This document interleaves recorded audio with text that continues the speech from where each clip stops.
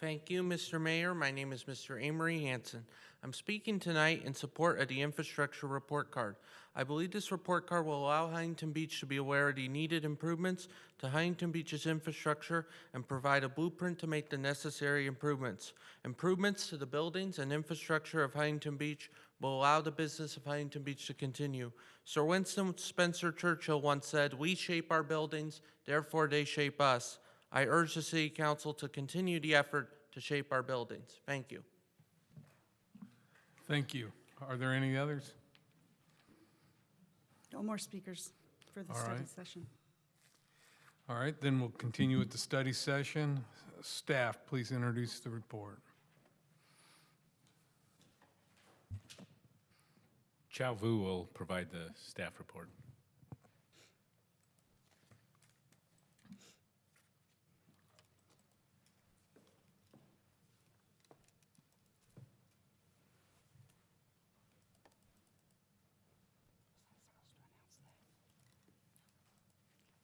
Thank you, Travis.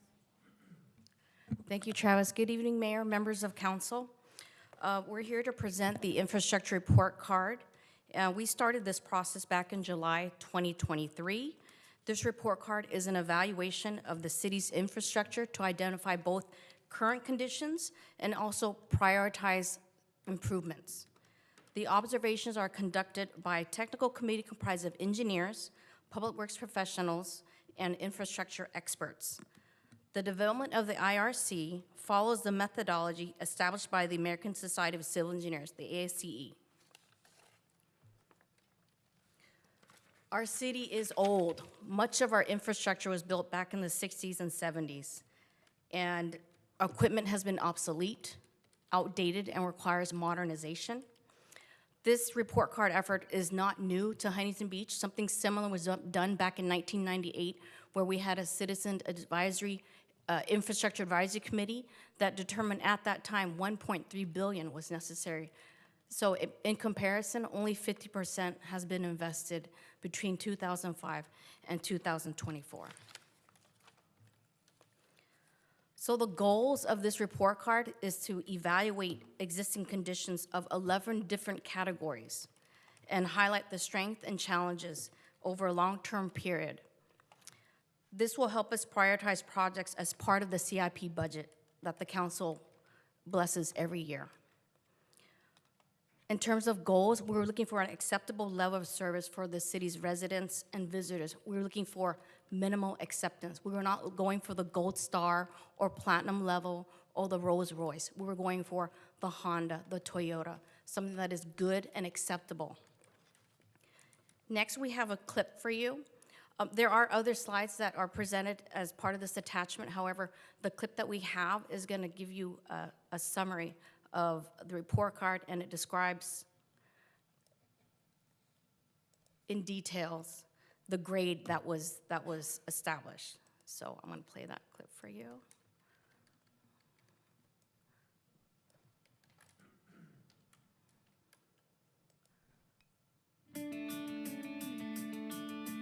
The City of Huntington Beach is assessing our infrastructure to understand its current condition. A team of engineers and public works professionals evaluated infrastructure across 11 categories: bridges, roads and mobility, non-road pavement, wastewater, drinking water, stormwater, coastal shoreline, harbor, facilities, parks and landscape, and information services. Residents weighed in with the 100-person Citizens Committee and over 1,300 survey respondents. The city released their findings in an infrastructure report card. Each category received a letter grade, A through F. With this knowledge and the help of our community, we can better understand critical infrastructure needs, what's due for an upgrade, and what's in good shape for the future. Bridges, B. 25 out of 35 city-owned bridges are in good condition. 7 bridges need repair near term. Existing bridges are safe and reliable. Roads and mobility, B. Roads are in good condition and provide adequate capacity. Mobility improvements are needed to enhance safety and accessibility for pedestrians and cyclists. Non-road pavement, D. Most alleys are in poor condition. Municipal parking lots are in fair condition. The city lacks a dedicated fund to maintain and rehabilitate alleys. Wastewater. C. Most of the sewer system was installed in the 1960s. The city has been replacing lift stations at an average rate of 1 per year. Newly approved rates will support improvements, regulatory compliance, and new long-term projects. Drinking water. C. The current system is generally adequate. 6 out of 9 wells are nearing the end of their life. Newly approved rates will support improvements, regulatory compliance, and new long-term projects. Stormwater. D. Infrastructure has exceeded its 50-year design life. Large storms and sea level rise could breach seawalls and cause major flooding. The city lacks funding to support new long-term projects and regulatory requirements. Coastal shoreline. C. Infrastructure is in fair condition. Rising sea levels and erosion require urgent measures. The city must prioritize comprehensive management plans and secure additional funding. Harbor. D. Most facilities were built in the 1970s and need immediate attention. Bulkheads, public dock, boat launch, and restrooms need maintenance. Facilities. D. Facilities like Civic Center, fire stations, libraries, and community centers are aging and need significant repairs. Many face critical issues like water intrusion, failing HVAC, and safety risks. Parks and landscape. C. The city's 79 parks are in mediocre overall condition. Park funding has been inconsistent, leading to maintenance issues. Information services. C. Network, software, and security infrastructure suffer from outdated technology and inadequate staffing. Network capacity is limited and requires modernization. Security systems require urgent upgrades. The process for evaluating infrastructure involved an executive committee comprised of city officials, a technical committee of engineers, public works professionals, and experts, and an outreach and communications committee composed of 105 city residents. The evaluation criteria followed the methodology established by the American Society of Civil Engineers and was used to give each category a letter grade. Infrastructure assessments were then reviewed with the executive committee and the outreach and communications committee. This was a community-led process, with Huntington Beach residents weighing in every step of the way. A few months ago, I contacted our council people and asked for someone to come out to take a look at our neighborhood, actually walked the area, looked at sidewalks, looked at trees, and the next day they started to work on the sidewalks. I've had conversations with my neighbors about the infrastructure and the roads and so on. Not only do people find that they have an opportunity to speak up about what they want to see improved and what they think conditions are, I think infrastructure is critical to any community. Thanks to this information, city leadership can make budgetary decisions based on the prioritization set forth in this report card. In the coming years, city staff will be evaluating new revenue sources and financial options to assist in funding these infrastructure needs. View the full report card online.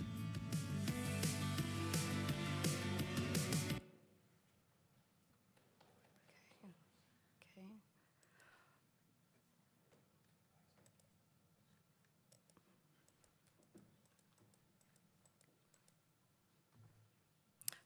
So in conclusion, we want to end by thanking our OCC committee, our Outreach and Communications Committee, and most of them are here tonight. Can you please stand and be recognized so we can thank your efforts?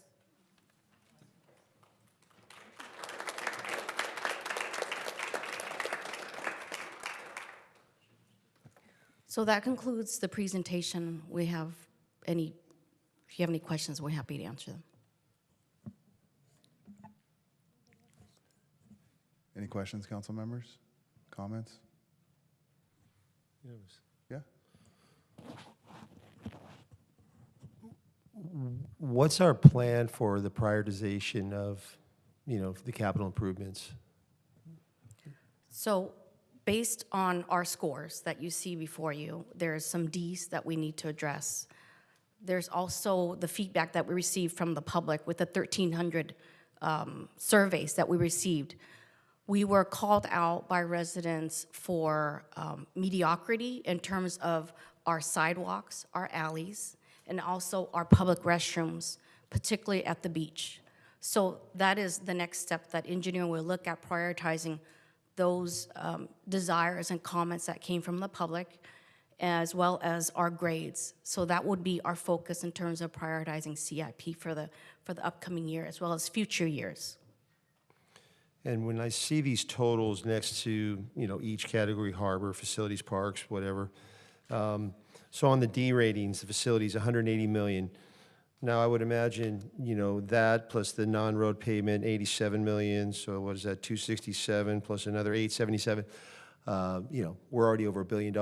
Are we going to try and take the Ds and look for the worst case, the best use of funds, and then, Yes.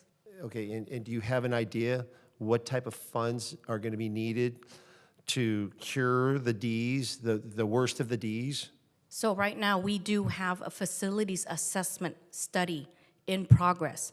That facilities assessment will prioritize and help us identify what our worst cases are, and it will come with a price tag.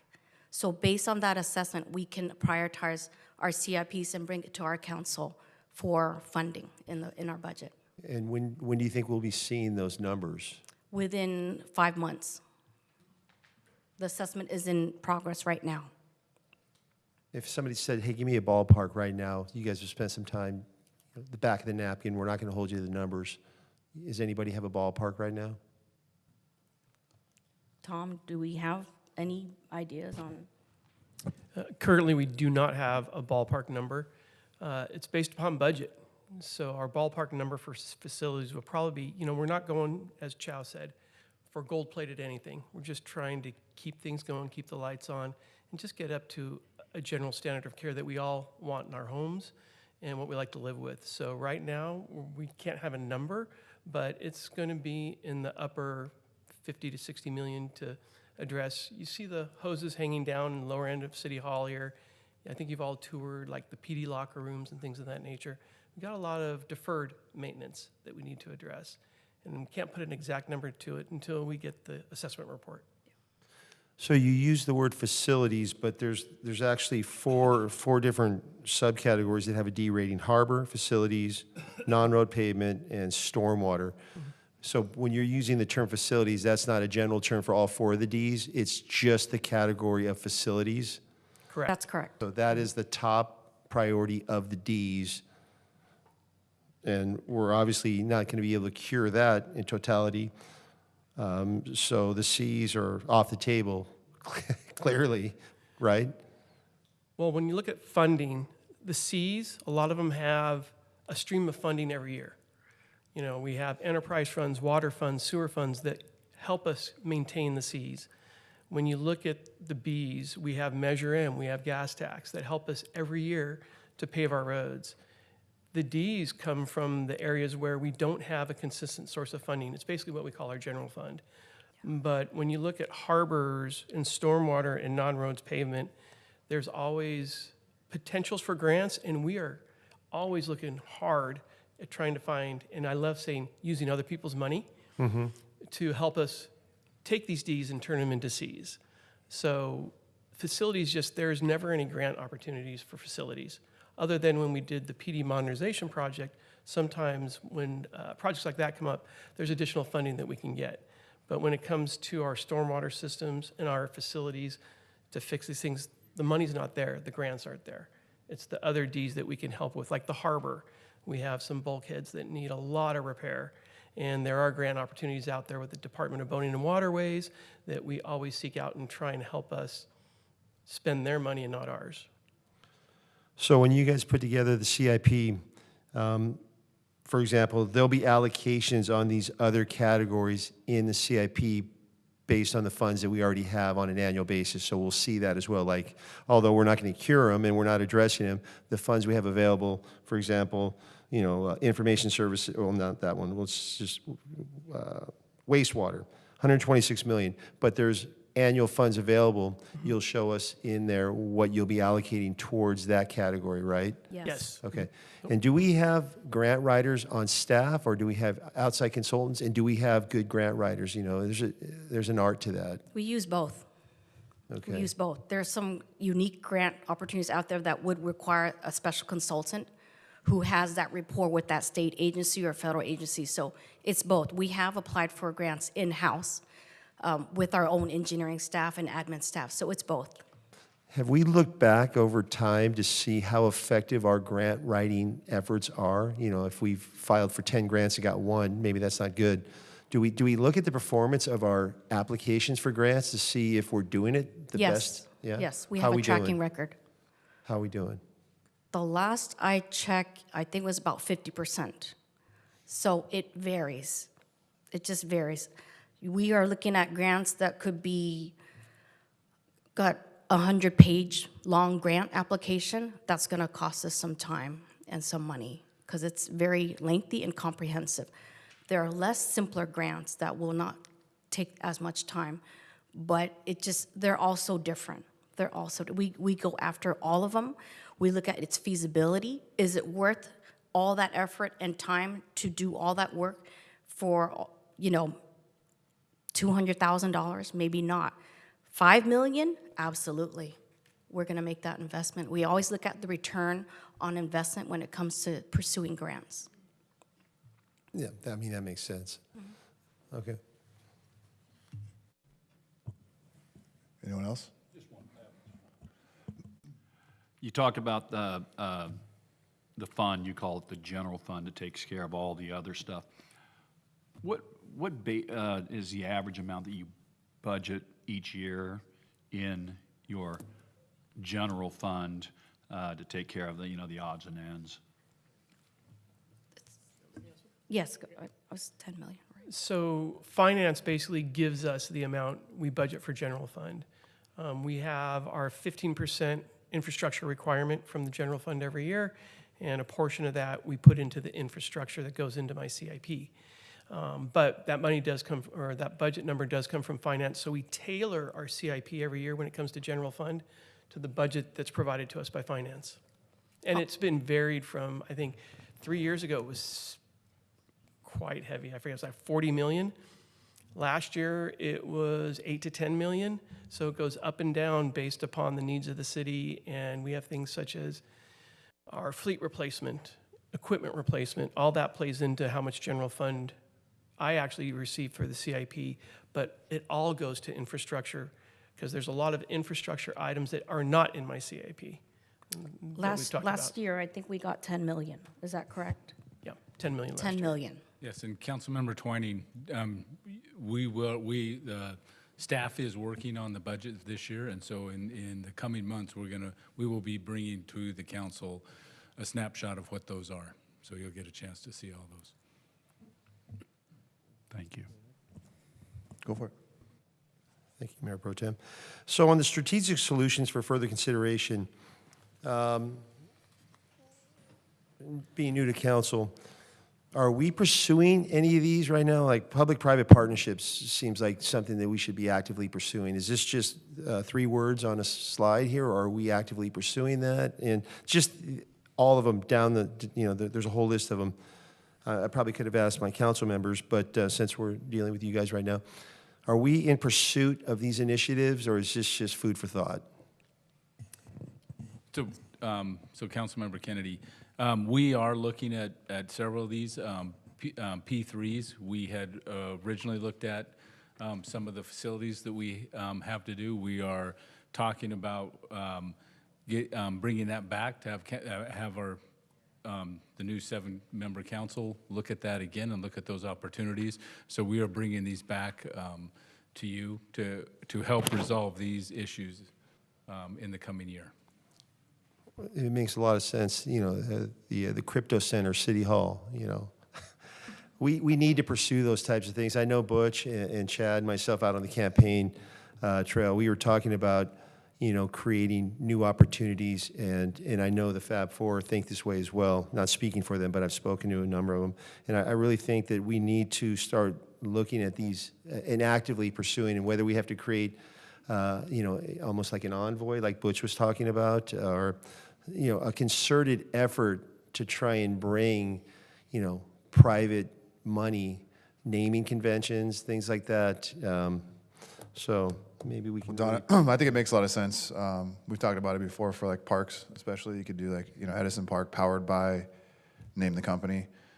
So I totally agree. There's lots of ways. Hopefully we can pursue the public-private partnership For sure. to kind of close that gap. Yes, Right? definitely P3. Yeah. Yes, we are looking. So Travis, what's the next step on that you said?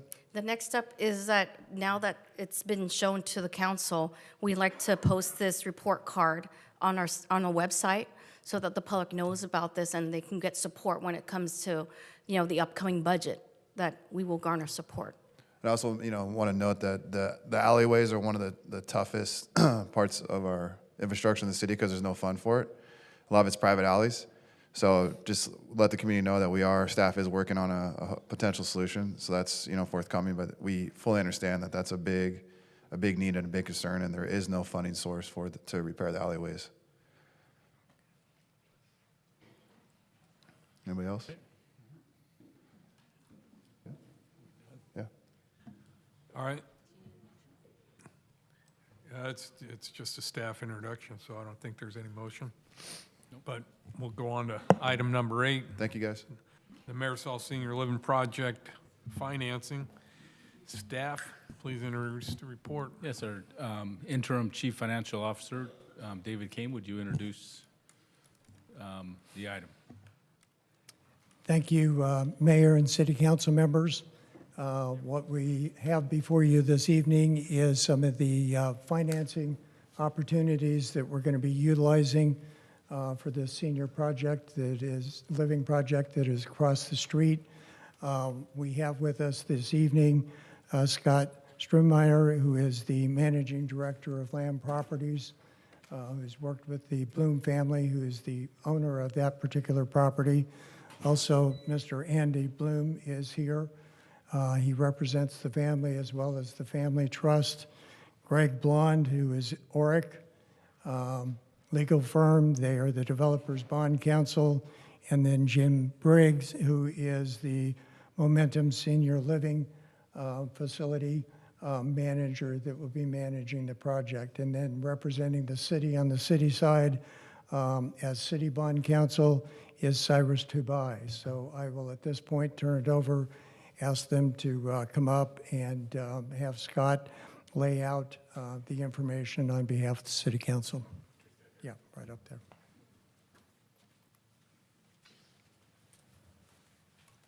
How do I control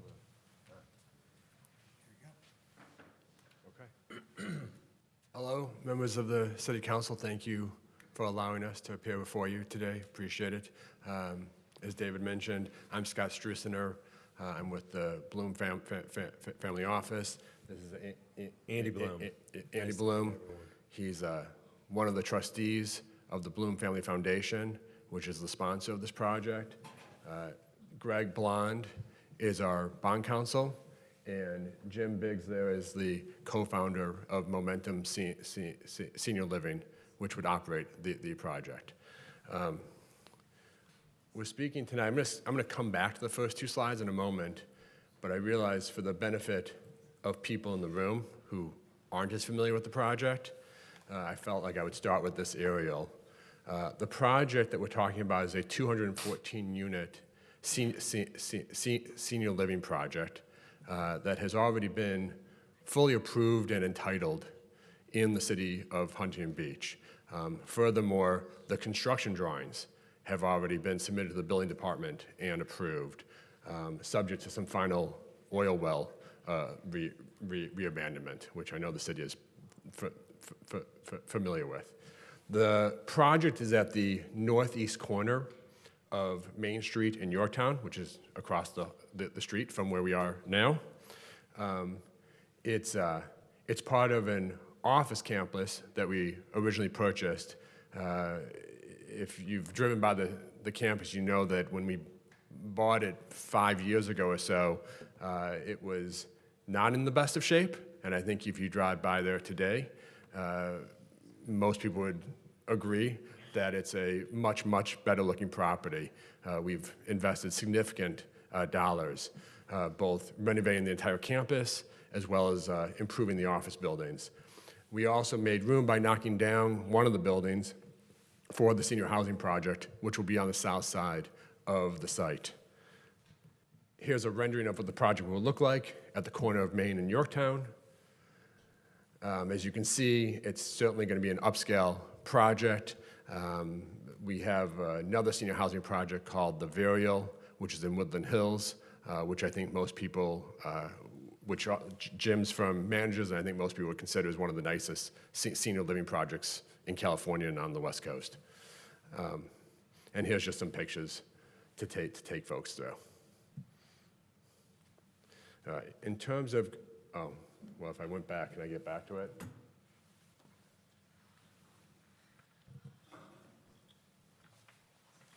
Thanks.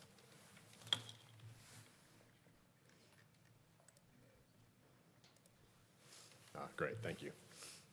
Okay, so now I'm going to take you through the first couple of slides. As I mentioned, it's a 214-unit senior living project that's fully entitled and approved. Building department's already approved the construction drawings.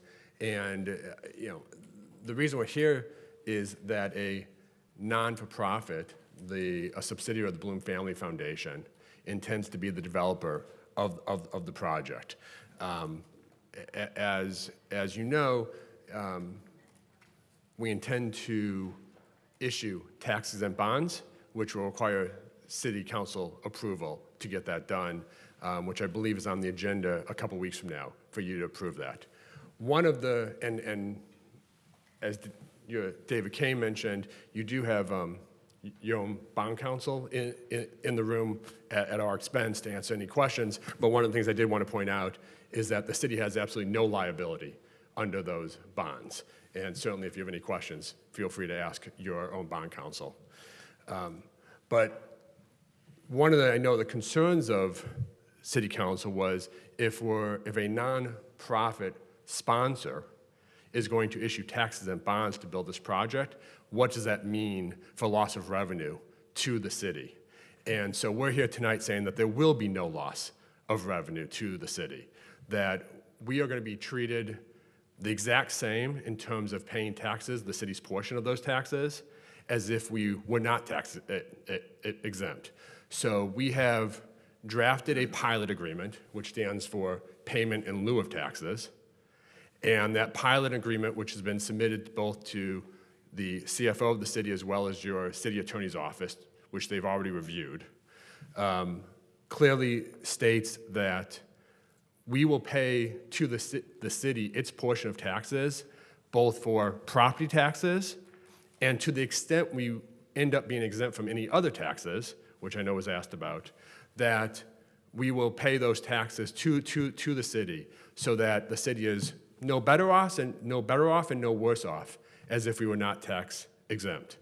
Furthermore, I know there was a question about if the project is if the sponsor is a nonprofit, do we get any sort of waivers from ordinances or rules or those sorts of things? And as we put in the bottom bullet point, and that the pilot clearly states, that the project owner agrees to comply with the city ordinances, rules, and regulations, even if the owner would have been exempt due to its nonprofit status. And so the pilot agreement clearly states that. So again, we're basically saying from the city standpoint, it's the same as if we were a normal for-profit developer. We're going to pay the same taxes in terms of the city's portion of those taxes, and we'll be subject to the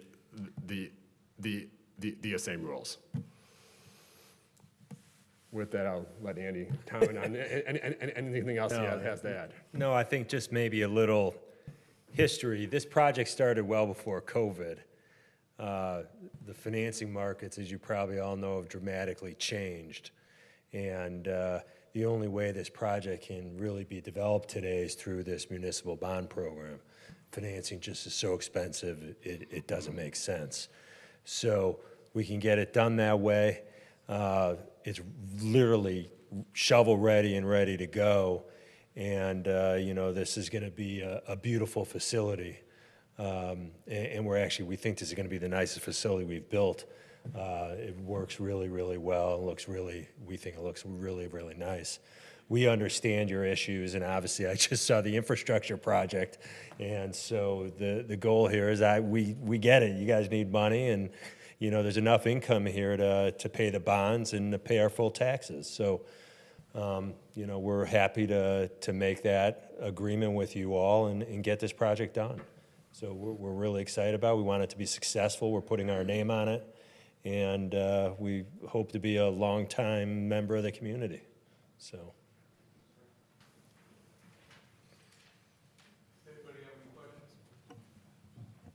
Grace? Thank you for the presentation. It's good to see you again. Nice to see you. So like I told you before when we met, we have a little JPA PTSD going on because of a couple of projects, the Breakwater and Elam project. And that was one of the first things we asked you, are we going to forego any taxes? And you said you're going to be made whole. This is not going to make Huntington Beach liable in any way, and that was really important to us, that there is a right way to do a JPA and a wrong way to do one. And our first goal is that the residents of Huntington Beach aren't losing out on taxes that they're due. So thank you for pointing that out. Thank you. Casey? Yeah, guys. I mean, Gracie touched on it. So can you do a little bit more of a deep dive on the pilot agreement slide where kind of walk through what we're currently getting per year in property taxes? Sure. And then to Gracie's point, if this could be a great example to do a joint power authority the right way and kind of walk us through what we would receive from you guys in lieu of property tax, but you guys are actually paying us directly, and what that total amount is. Sure. So today the site's a vacant site. Right. The city receives 16% of the basic levy on the property taxes. The city's portion today comes out to approximately $22,000 a year. Okay. So to Andy's point, if we were not able to get the TEFRA approval to issue the tax exempt bonds, most likely for the foreseeable future, the site would stay vacant, right, and the city would continue to receive $22,000 a year. By us building this project, it's projected that upon stabilization, the city's portion would be worth about $240,000 a year, and so. And what year would that be? Well, I would say if there's 2 years of building, yeah, and 2 to 3 years of lease up, right, you know, sometime, call it by the end of year 5. Okay. But the taxes start to go up once we have. Yeah, right. Yeah, for sure. Yeah, it's a and they growing feather amount. in. Yeah. So you guys like reassessing every year basically based on the value? How does that work? I guess how does Yeah, you assess it, but the final assessment is based on stabilization? Yeah. And, Yeah, and it's treated, again, it's based on the Orange County tax assessor. Right. Right, he'll assess it the same way that he would any other project, but he'll then, you know, we'll apply for our exemption. It's my understanding he'll show that exemption, and then based on that exemption, we'll then say, okay, this is what the city would have been paid, and therefore we'll make that payment. But the dollar amount should grow over time until it reaches a stabilization, yeah, similar to if the Orange County assessor was assessing a non-tax exempt project. Okay. So my obviously default is always to have the private sector figure this out. I understand, it won't be built, but it could eventually, right? So this is a good potential solution. So the question that we've always had is like, what happens if you guys default? Like, what happens if this whole thing implodes? What happens to the city? I mean, how do we, guarantee that we're still getting our in lieu of property tax payments every single year? So what I would say is this, that similar to any project, right? Because any project theoretically could fail, right? Yep. In our case, I suppose that happened was discussed when I met with some of the city council members. Ultimately, in a worst case scenario, the lenders would take back the property probably, okay, and sell it, right? And if they sold it most likely to a for-profit buyer, they would start paying taxes again on whatever new reassessment would take place, similar to if it was any project that failed and was sold to a new project buyer. So, okay, I understand, but let's say they don't sell it, and I guess who takes it back? The banks or like the bond issuer, right? The bondholders, I suppose. So are they subject to this pilot agreement? Yeah, so the pilot agreement, it's my understanding that if you read the pilot agreement, it is going to be recorded on title, okay? And that it basically says, and I would refer to your ask you to refer to your city, city attorney's office to confirm this, but basically says that if it's owned by a party that's a 501c3, okay, or that is eligible for exemption, it stays in place. And if it gets sold or taken title by a party that's not eligible for those tax exemptions, then the pilot basically ends because that party then should be paying taxes on it. Right, but that's an important point, that our property tax or in lieu of property tax stream never ends, like once we get into this agreement. So that's like critical for us. So whether, if you guys default, whoever takes it back still is subject to this agreement, or if it's sold to in the private sector, then obviously those property taxes will start flowing in naturally. That is the intent, and again, I would ask you to refer to your city's attorney's office to make sure the language works the way you want it to work. Right. But that is the intent. The intent is that either you'll be getting property taxes through the normal course, right, or to the extent you're not getting property taxes through the normal course, then someone is subject to paying the pilot payments. Okay, thank you. Oh, go ahead, Don. How you doing, Scott? Hi. We had a nice meeting a couple of weeks back. So in that meeting is when you did give the concession when we asked, we said we would need a bond expert that was, independent. You said that we could hire our own. So David, have we hired a bond expert yet?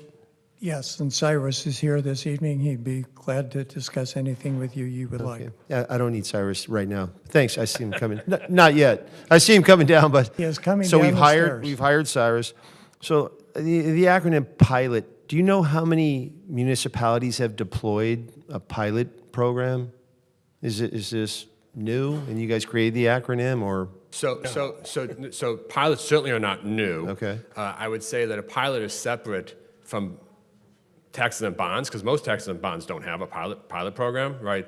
Most municipalities would, I would say it's much more frequent that a municipality approves the TEFRA approval and allows the project to issue the taxes and bonds without requiring a pilot in return for it. However, pilots are done for all sorts of reasons. The term payment in lieu of taxes has been around forever, and pilot agreements, not just in California but across the country, are take place. Okay, so these will be questions for Cyrus, but maybe off the top. You're going to be taking title as probably the Bloom Trust or Yeah, the Bloom Family Foundation. A subsidiary of that, but yes. Okay, and if there's a change of ownership to another, I think Casey kind of touched on it, but any type of change of ownership, obviously if it was sold to the private sector, then we would just get the assessed values in taxes.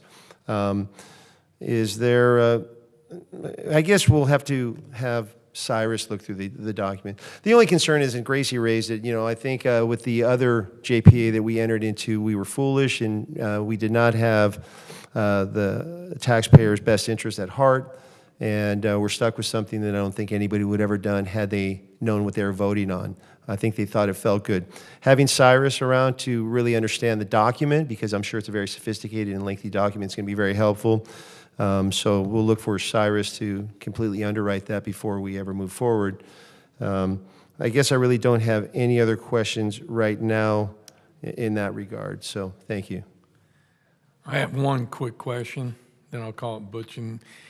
If, worst case scenario, somehow it fails, and the bonds are out there floating, is the Bloom Family Trust willing to back those bonds and everything to completely prevent the city from ever being liable for those bonds? So No, there's no, you're not liable for the bonds at all. Right. Yeah. See, but in a complete failure, we're the ones Complete helping them. failure. Right. In a complete failure, you're not liable for the bonds. Similar, if someone did a real estate development, the city has, and again, this is a good question for Cyrus Wise here. Okay. This is right Come on down. in his wheelhouse. But the city is not liable for those bonds. Now, If there's a complete failure on the subsidiaries. the city is not liable. Okay. Okay. But Easy to say, but like she says, we've got a little PTSD yeah, and so misinformation. in a moment I'd ask him to speak. Now, just so you know, in order for us to issue the bonds, in terms of what the market will demand, in terms of the buyers of those bonds, there is a limited backstop that is being provided by the Bloom Family Foundation, okay? Because they want to know that if the project's not doing as well, that the Bloom Family Foundation will give a limited backstop. So the market will demand a limited backstop, but that's not because we're trying or need to protect the city. The city has no liability. But again, that's a question for him. Yeah, thank you. Cyrus Tarabi with QTech Rock down in Irvine. Thanks, Mr. Mayor and members of the council. So, yeah, I mean, I have not seen the bond documents. I'm not sure if the bond documents have been drafted, but the normal course is as these gentlemen are describing. The bonds are issued by California Public Finance Authority. They'll then loan the proceeds to the single-purpose entity, essentially, that's going to build the project. And then the bonds are repaid by that entity's revenues alone. So there is, you know, on February 4th, there's a scheduled TEFRA hearing for this matter. You're essentially lending the city council chambers as a forum to vet any community kind of comments, concerns about the project.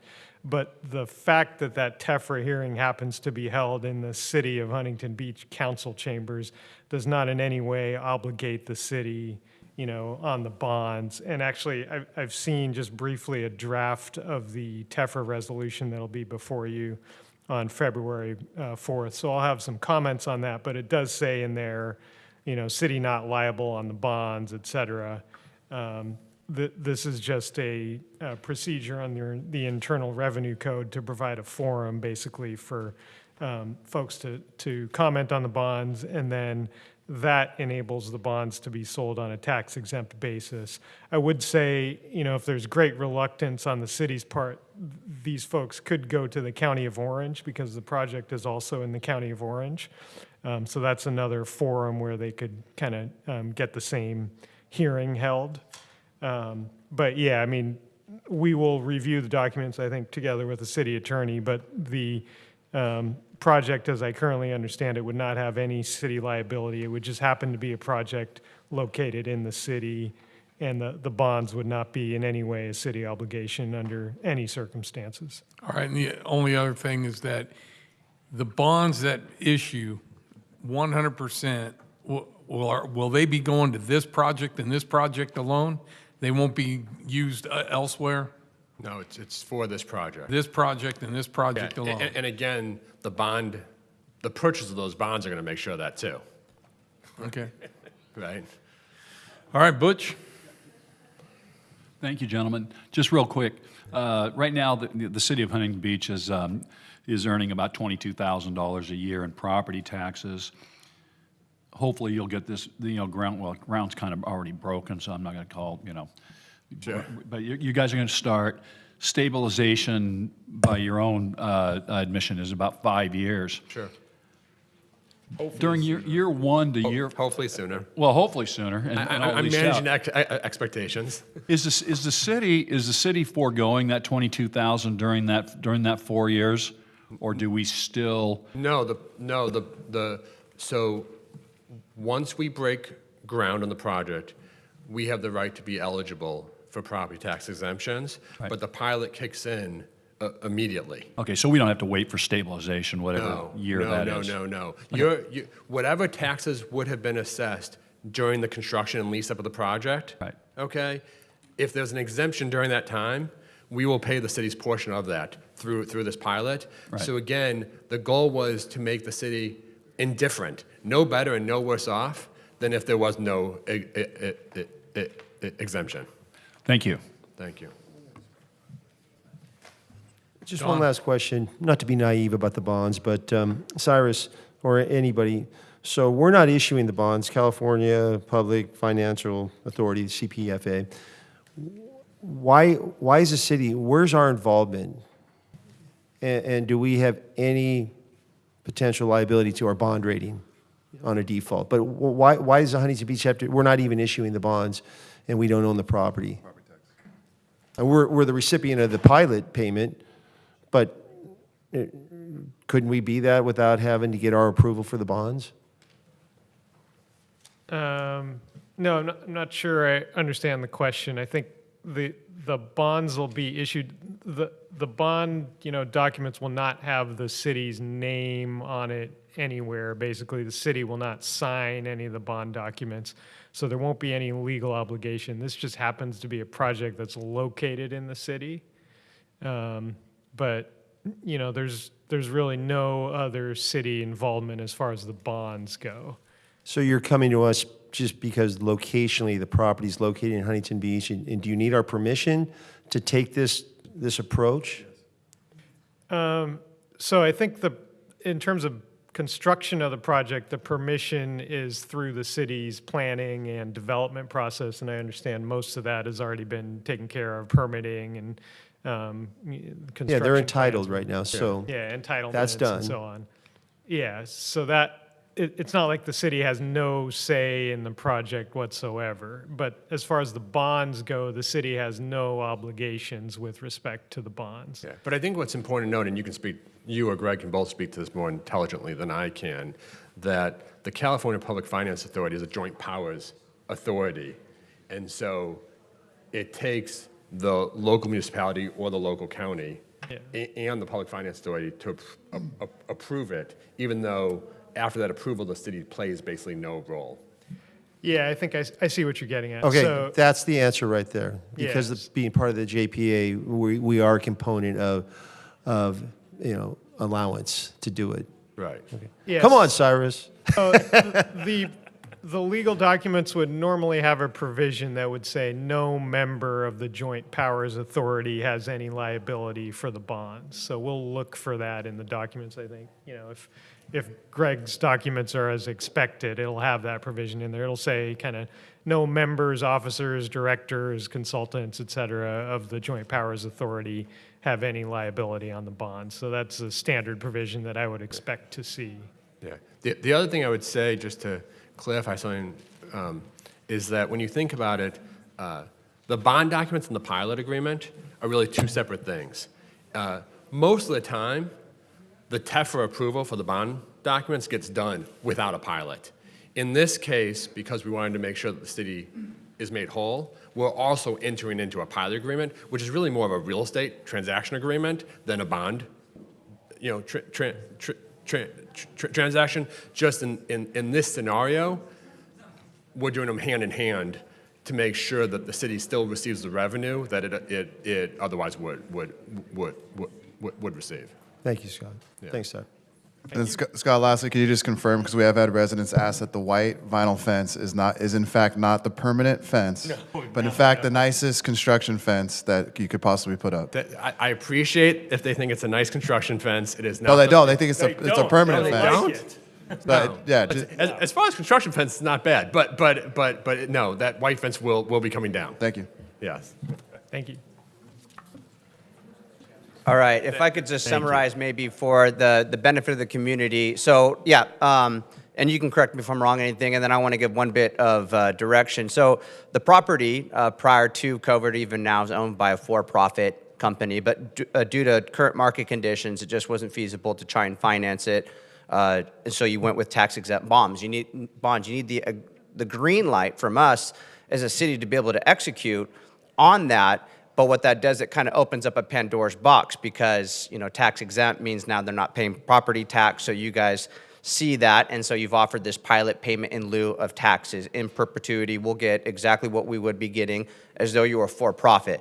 But it also opens up sort of a Pandora's box of possible exemptions that you could get if we greenlit you to that. And so what you're willing to do is forego those exemptions. So that bottom line, in addition, the project owner agrees to comply with the city ordinances, rules, and regulations, even if the owner would have been exempt due to its nonprofit status. Maybe just to clean up the language on that, just to simply say something along the lines of just we will forego any other exemptions that we would be getting as a nonprofit.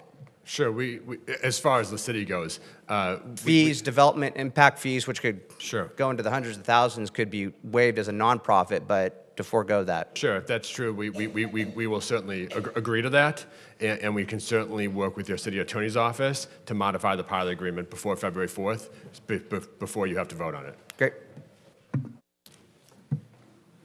You have anything, Mike? City Attorney, do you have anything? Okay, any other questions? Okay, that does, we're finished with. Thank you very much. All right, that concludes the study session. We'll recess to regular session at 6 PM.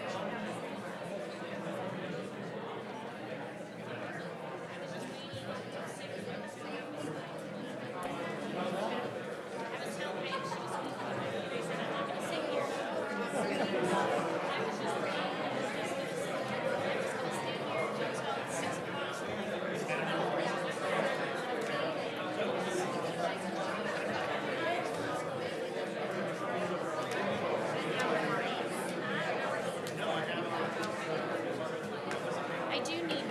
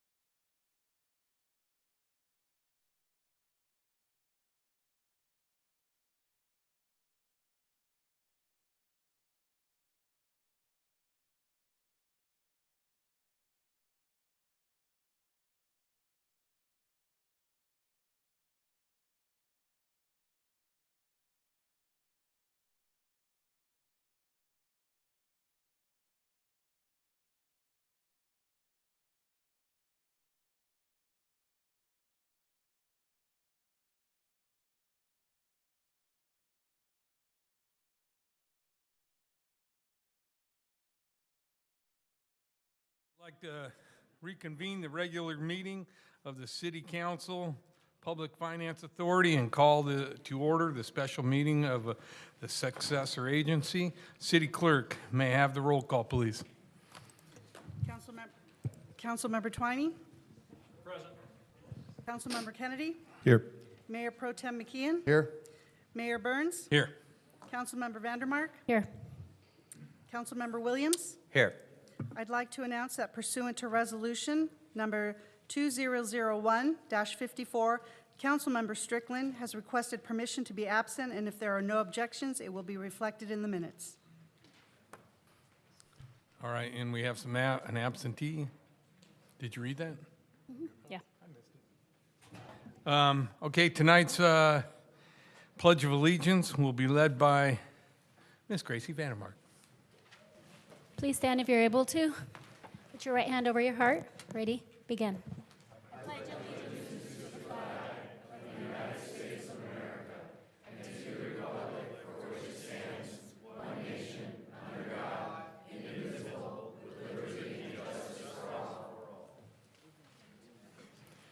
Okay, tonight's invocation will be by Huntington Beach Police Chaplain Bob Ewing. Ladies and gentlemen, before I pray, let us begin with a moment of silence to honor the lives of Pascal Reed and his daughter Kelly. They're members of our community who tragically passed away in a recent plane crash. May we hold their family and loved ones in our hearts during this time of unimaginable loss.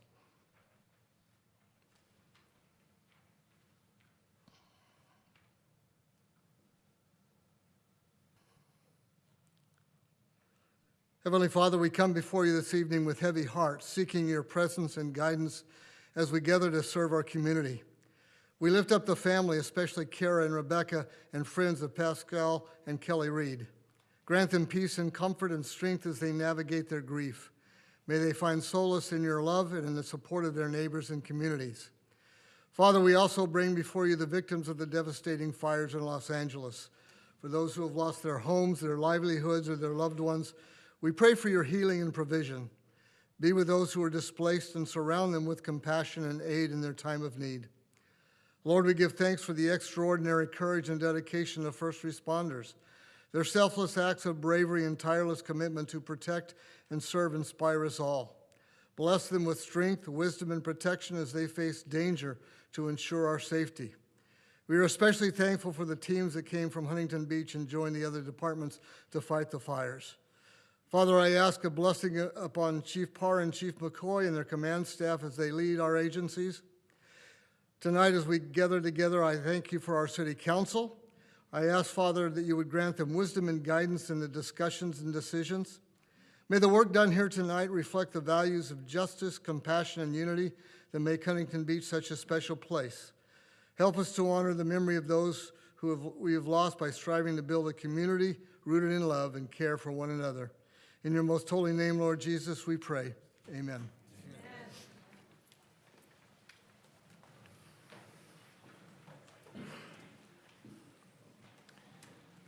Okay, closed session report by City Attorney. City Attorney, do you have anything to report from closed session? Nothing tonight, Mayor. Thank you.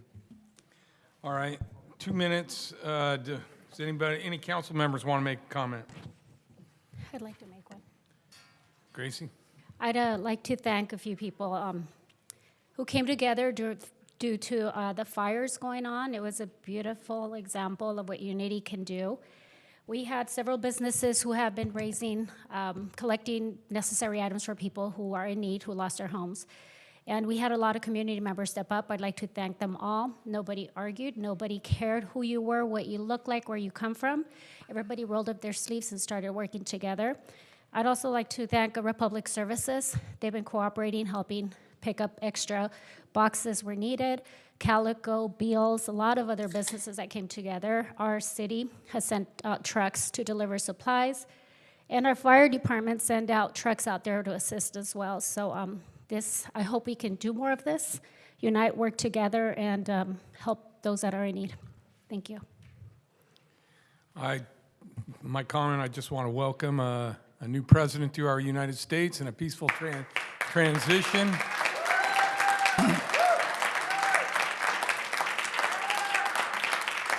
It was a great start yesterday, and hopefully it sets the pace for a beautiful next 4 to 12 years.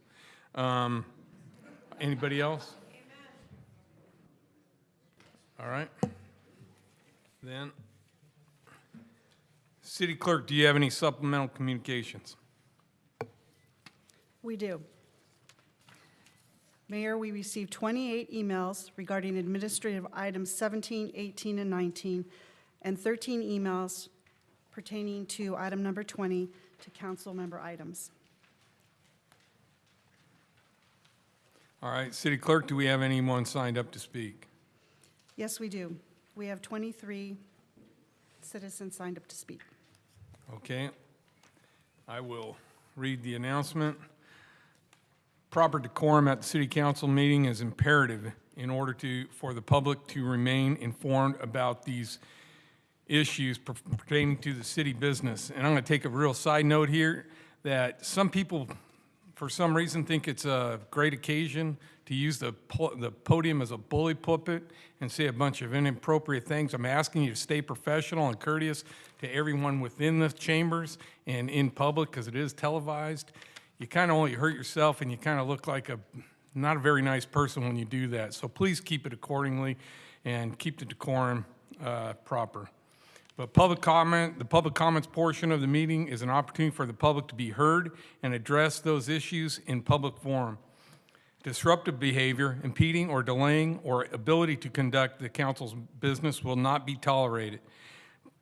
California Penal Code Section 403 prohibits disrupting the meeting, and enforcement action will be taken for violations of this law. At this time, the City Council will receive comments from members of the public regarding any topic, including items on the open session agenda. Individuals wishing to provide comment on items may do so in person by filling out the request to speak form delivered to the city clerk. All speakers are encouraged, but not required, to identify themselves by name. Any speaker may have up to, we're going to go with 2 minutes tonight, unless the volume of speakers warrants reducing the time allowance. Please note that the Brown Act does not allow discussion or actions on topics that are not on the agenda. I'm going to go on a side note on that, just so people understand. We can't, on the dais, answer questions or retort in any way. So we got to stand up here and just look as we do. Members of the public who would like to speak directly with a council member on an item not on the agenda may consider scheduling an appointment by contacting the City Council Administrative Assistant at 714-536-5553 or emailing the entire City Council at city.council@surfcity-hb.org.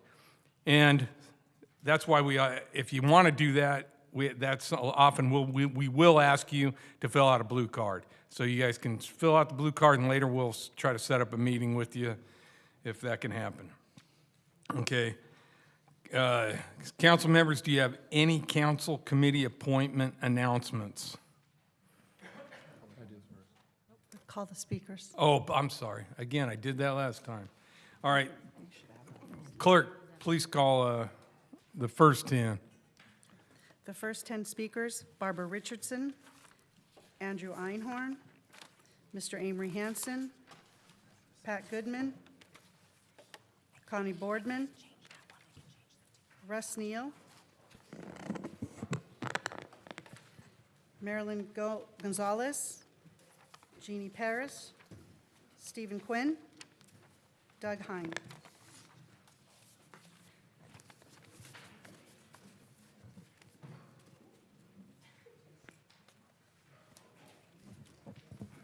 Go ahead. Barbara Richardson. I'm here tonight to ask our City Council to accept the 2 library petitions as written. Accepting both would save the city money from having to put them on the ballot and from potential lawsuits. The Book Review Committee, as of last month, there are only 7 titles listed on the library's website as being in the restricted books section. One has been in the library for over 30 years. All this fuss over 7 books. In February, the library will start offering parents the choice to have their minor children, those under the age of 18, to have library cards with restricted access instead of unrestricted access. Those with restricted access would only be allowed to check out children's materials. This truly will be a parent's choice. Parents themselves will be able to decide what library materials they want their children to have access to. It will not be up to some politically appointed review committee. As for the outsourcing privatization petition, council has said that LS&S was not a good fit and they did not want to go forward outsourcing library management. If this is the case, why not accept the library petition as written? The city is facing budget shortfalls and the cost of aging infrastructures. There is no reason to keep dragging these library issues forward.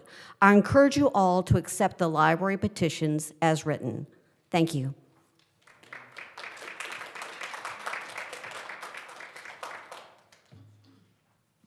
Andy Einhorn, Huntington Beach. Huntington Beach's financial mismanagement is glaring. The air show settlement costs taxpayers $1 million annually for 40 years, a blatant gift of public funds that the vendors should cover. Adding insult, the vendors profit from nearly 4,000 public parking spaces. This deal is farcical. Worse yet, the council tried to hide, ignoring public record requests. A judge ruled this illegal, resulting in approximately $180,000 of extra avoidable legal fees. More financial waste looms over the voter ID initiative despite clear warnings of costly litigation. This overreach contradicts the Orange County grand jury report that came out affirming election integrity in Orange County. As Todd Spitzer said on May 15, 2024, and I quote, "Many claim voter fraud, however, they provide no evidence. Using baseless voter fraud claims to justify policies or claiming charter city status exempts Huntington Beach from state law is rhetoric and distraction. Instead, fix our potholes. Stop engaging in national debates. This council is not leading us in a new era of success for Huntington Beach. Instead, it's creating costly litigation and will be a nightmare for taxpayers. No further studies are necessary on the library amendments. Let the voters decide. Lastly, anyone who condones or supports the assault of police officers is utterly unfit to hold any public office. Next speaker.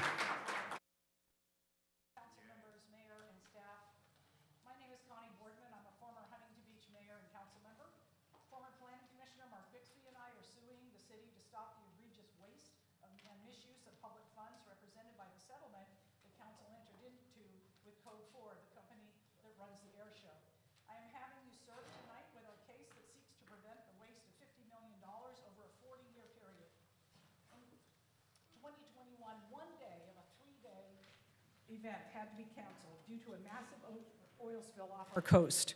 Code 4 sued the city, but before a judge even had a chance to dismiss the suit, the council settled, but refused to release the terms to the public. Only a short summary was released.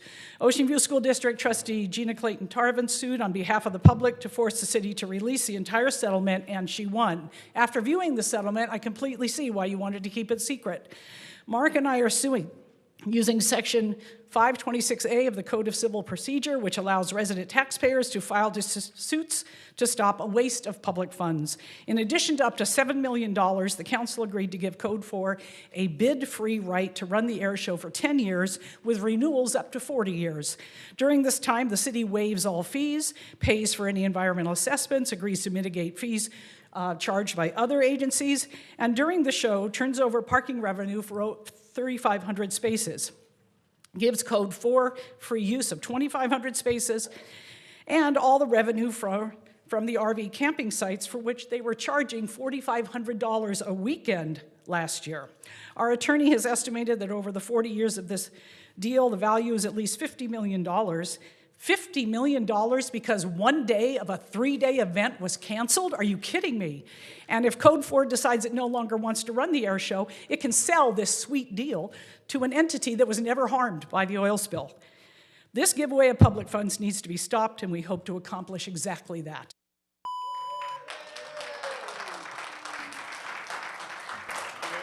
Next speaker, please. Can we have the next two speakers step up the mics?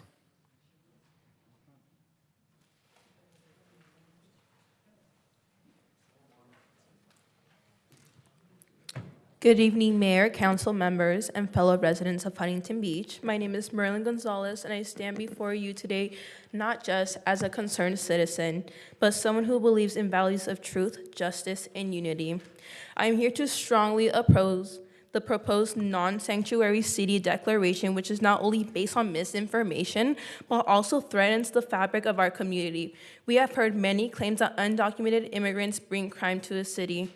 But where is the evidence? The truth is, there is none. According to the FBI crime and data and multiple independent studies, including research from the Cato Institute and Stanford University, immigrants, both documented and undocumented, commit crimes at lower rates than U.S.-born citizens. Cities with sanctuary policies have not seen an increase in crime. In fact, research shows that sanctuary policies make communities safer because immigrants feel more comfortable with cooperating with law enforcement, which helps and prevents and solves crimes. Here in Huntington Beach, our own crime reports show no direct link between immigration and rising crime rates. If crimes have increased, we must look at the real cases: poverty, lack of mental health, and economic downturns. Immigrants are an asset, not a threat. Economic growth: immigrants are small business owners, workers, and taxpayers. Many industries in California, especially in tech, agriculture, and hospitality, rely on immigrant labor. For example, your favorite restaurants that you guys like to eat are cooked by immigrant workers. I'm gonna finally end this off what this policy really means. By declaring ourselves a non-sanctuary city, we are sending a dangerous message that some members of our community are not welcome, unworthy of our protection. This policy does not make us safer. It makes us less safe by dividing our city, encouraging racial profiling, and wasting police resources on immigration enforcement instead of tackling real crimes. We should be focusing on real solutions, investing in crime prevention, and supporting our police. I urge this council to reject fear-based.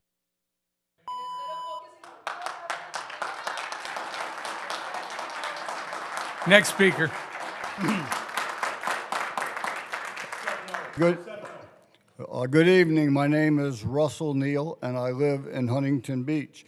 I support Mayor Burns' item 20, declaring Huntington Beach to be a non-sanctuary city. Now, some may call this performative art, which is hilarious since the whole sanctuary city shtick is the biggest example of performative art ever. Look what happened when Texas shipped illegal immigrants to self-proclaimed sanctuary cities and states. All their self-righteous preening quickly dissolved when faced with the real-world consequences. Naturally, they blamed Texas for shipping them rather than Biden for letting them in the first place. As long as we are talking about performative art, please let me scoff at these two malicious and useless Save Our Library petitions. People were hoodwinked into signing. Malicious, I say malicious because their true purpose is to destroy the innocence of children. And useless, I say, because the council can easily sidestep them in countless ways. So on the day after President Trump's inauguration with a Republican Congress and a conservative Supreme Court and City Council, we can ignore all this caterwauling about sanctuary and libraries, confident in the direction our country and city have chosen for years to come. Thank you, Mayor Burns and council members. Thank you.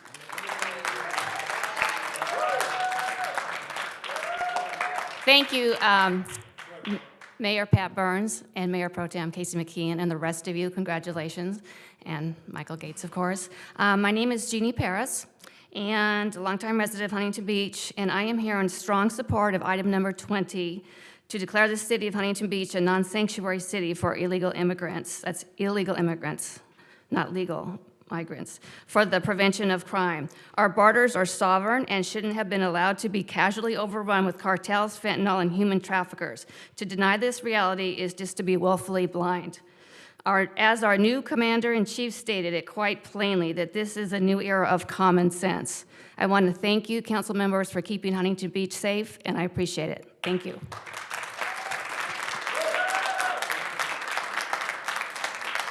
Mayor Burns, council members, my name is Stephen Quinn, citizen of Huntington Beach. Joe Biden, may his name be blotted out, is no longer president. And yet it seems the fanatical sanctuary city movement is alive and well. In enlightened places like Chicago and San Francisco and Los Angeles, so-called leaders are digging in to wage an absurd and futile war against Donald Trump and any effort on his part to actually enforce our national borders, to simply preserve this nation's sovereignty, but not in Huntington Beach. I wish to applaud Mayor Pat Burns' resolution to declare this city a non-sanctuary city. How ironic, tragic really, that the huge swaths of Los Angeles that have so recently burnt to the ground, this time not as a result of wanton nihilistic violence, but rather as a result of environmental fanaticism and good old-fashioned incompetence, will require billions of dollars if they're ever to rebuild their lost homes. Those still smoldering neighborhoods could really use the billions of dollars squandered over the past 4 years on people who have no legal right to even be in this country. The misguided and lawless policies of the previous administration were a transparent attempt to fundamentally transform the demographics of this country for utterly cynical political purposes, to transform the electorate itself by flooding the United States with millions of unvetted migrants and then cleverly distributing them all over the country, but especially in places that could no longer be counted on to vote blue. This policy was not just unsustainable, it constituted a kind of madness, a formula for national suicide. For a country which refuses to enforce its own borders, which utterly devalues the meaning of the word citizen, is no country at all.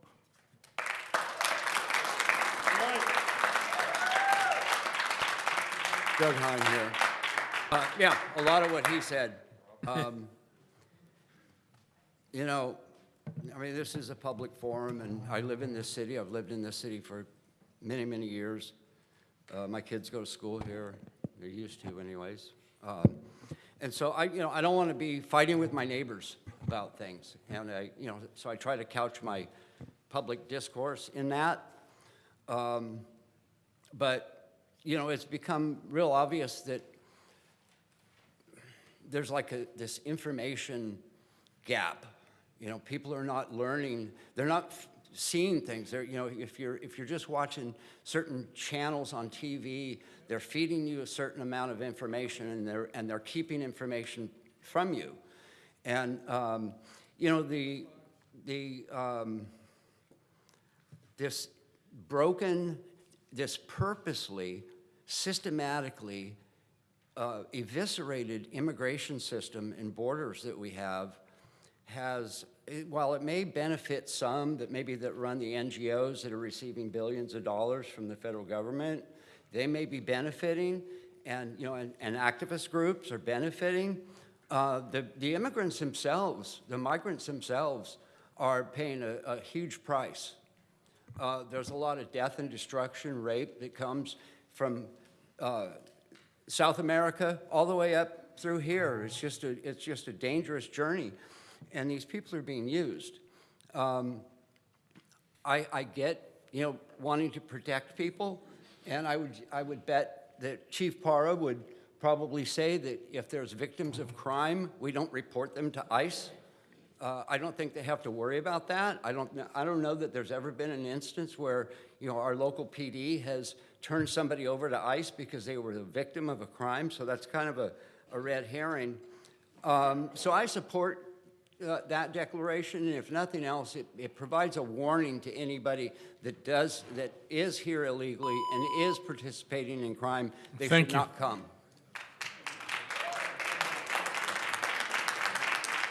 Thank you, Mr. Mayor. My name is Mr. Amory Hanson. I'm speaking tonight in support of item 21, the mayor and Councilman McKeon and Kennedy's item to send a letter informing of the council's intention to further evaluate the project at number 4952 Warner Avenue. Many questions have been raised about the project, and I believe further evaluation is appropriate. I believe the residents of Huntington Beach do not support further high-density malarkey. Let's ensure projects approved by the council are approved based on accurate information. Once again, I urge a yes vote on item 21. Thank you. Mayor Burns, please pull item number 20 on tonight's agenda. This item, if approved, would make Huntington Beach a non-sanctuary city, which pits the city against the state of California's sanctuary law, AB 54, tees up costly extracted lawsuits with the state.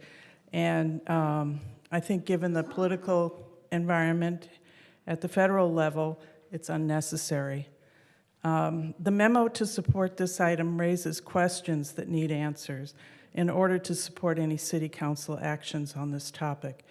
And I'd like to know what impact this resolution would have on the current level of state safety in the city, and what are the advantages, disadvantages to police operations to be a non-sanctuary city? What are the significant challenges the city faces related to people who are not here legally? How does this affect families and employers? And it'd be helpful to have more detailed statistics for Huntington Beach. Local police rely on community policing. I'm certainly not an expert on this, but item 20 puts this method of policing in jeopardy in my view. If someone breaks the law, consequences follow, including overstaying visas, not having the proper documents to remain in this country, and employers who hire undocumented workers. It's a very complicated issue. I think we can all agree on that. So jailing and deporting undocumented immigrants breaks up families, causes immeasurable economic hardships to individuals and employers. There has to be a more humane way to address immigration issues in this country that protect the dignity of the person, families, and the economy. Thank you. Thank you. Next speaker. Are you in line? We're going to call the next. Oh, get in.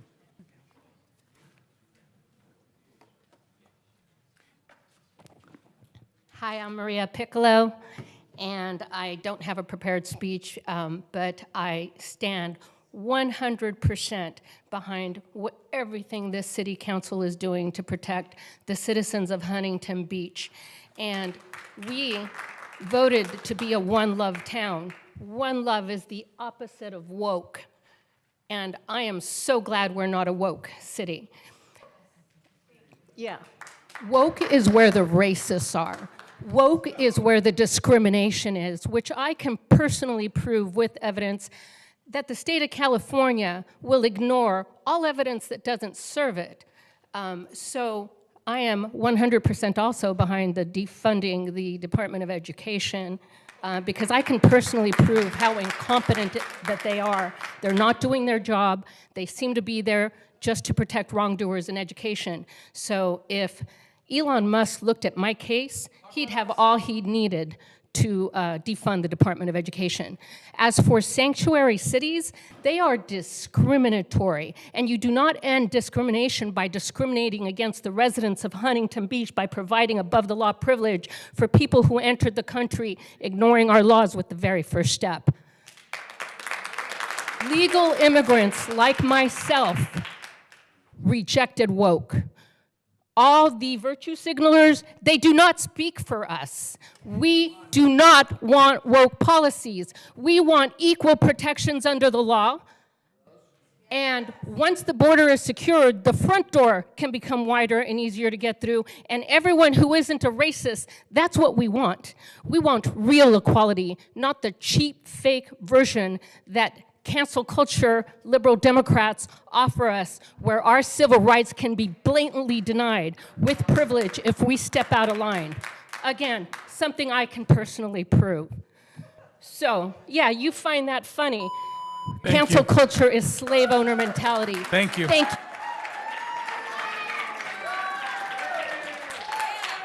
Next 10, please. Next 10 speakers: Delane Bailey, David M. Collins, Rick Brown, Rebecca G., Christopher Rini, Robert Sternberg, Tim Geddes, Brian Thenis, Kanan Durham, and Paula Schaefer.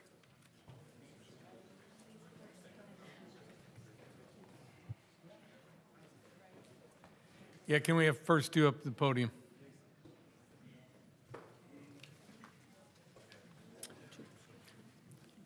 Hello, City Council, Mayor, and new members of the City Council. My name is Robert Sternberg.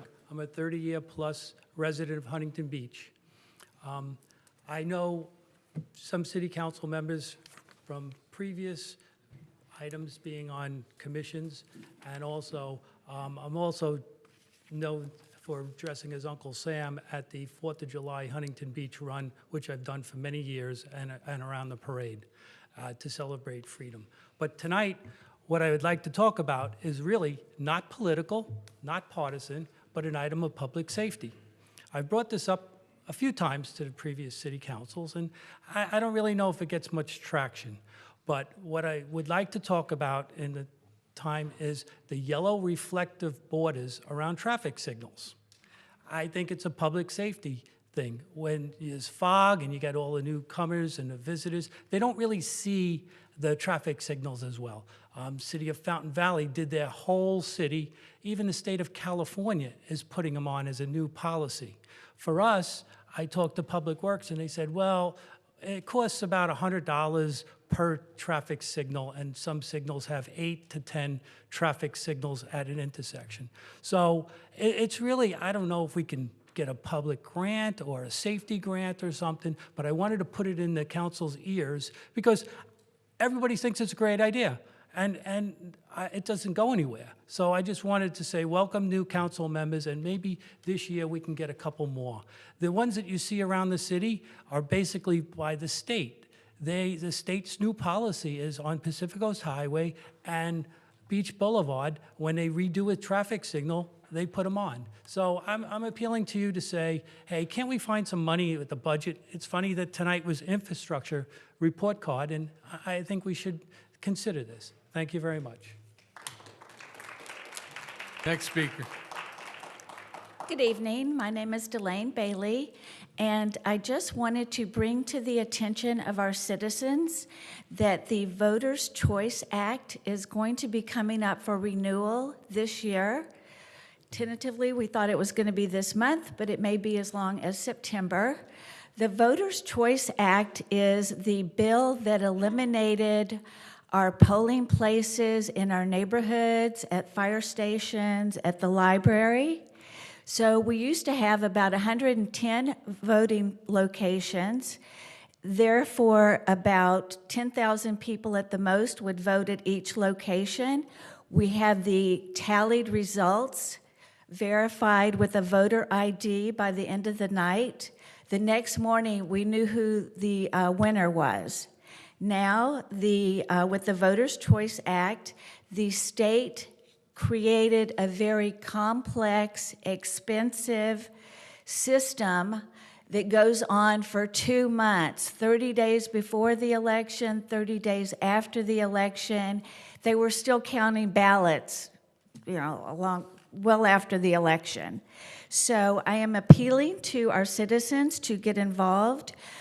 Go to the Board of Supervisors and let them know your opinion, that you don't want this act renewed.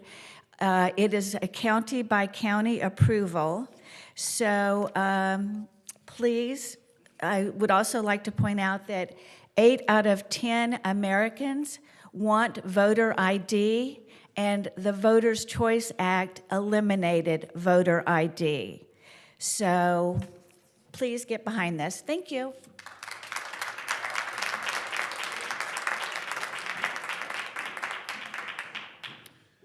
Good evening, Chris Rini, Huntington Beach native resident. I am here urging you to vote for Action A on both items 18 and 19. Last year, Mayor Vandermark said after LSNS pulled out, quote, "I'm glad it's over." Let's make it really over. Now, both petitions reached their minimum of 13,205 signatures each. The county charges $2.75 to verify signatures, so just going through this cost the city of Huntington Beach $72,627.50. Where is our fiduciary responsibility? Where is fiscal conservatism? I don't understand why it seems that we're willing to spend money flagrantly if it's something that's a pet project. This doesn't seem fiduciary responsible or conservative. In each case, for Measure B, the wording says 30 days after the elections official certifies to the City Council the sufficiency of the petition. Both of these were certified as of December 19th, and the city was notified on December 20th. Today's January 31st, or excuse me, 21st. That's 32 days, so Measure B should be null and void. As for Item 18, why are we trying to take away a parent's rights to choose what is acceptable for their child? Why are we hindering parents' ability to be active parents? And for Item 19, LSNS pulled out.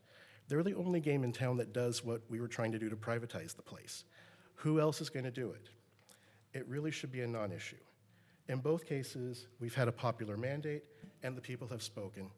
You're our represented officials. It's time to listen. Thank you so much.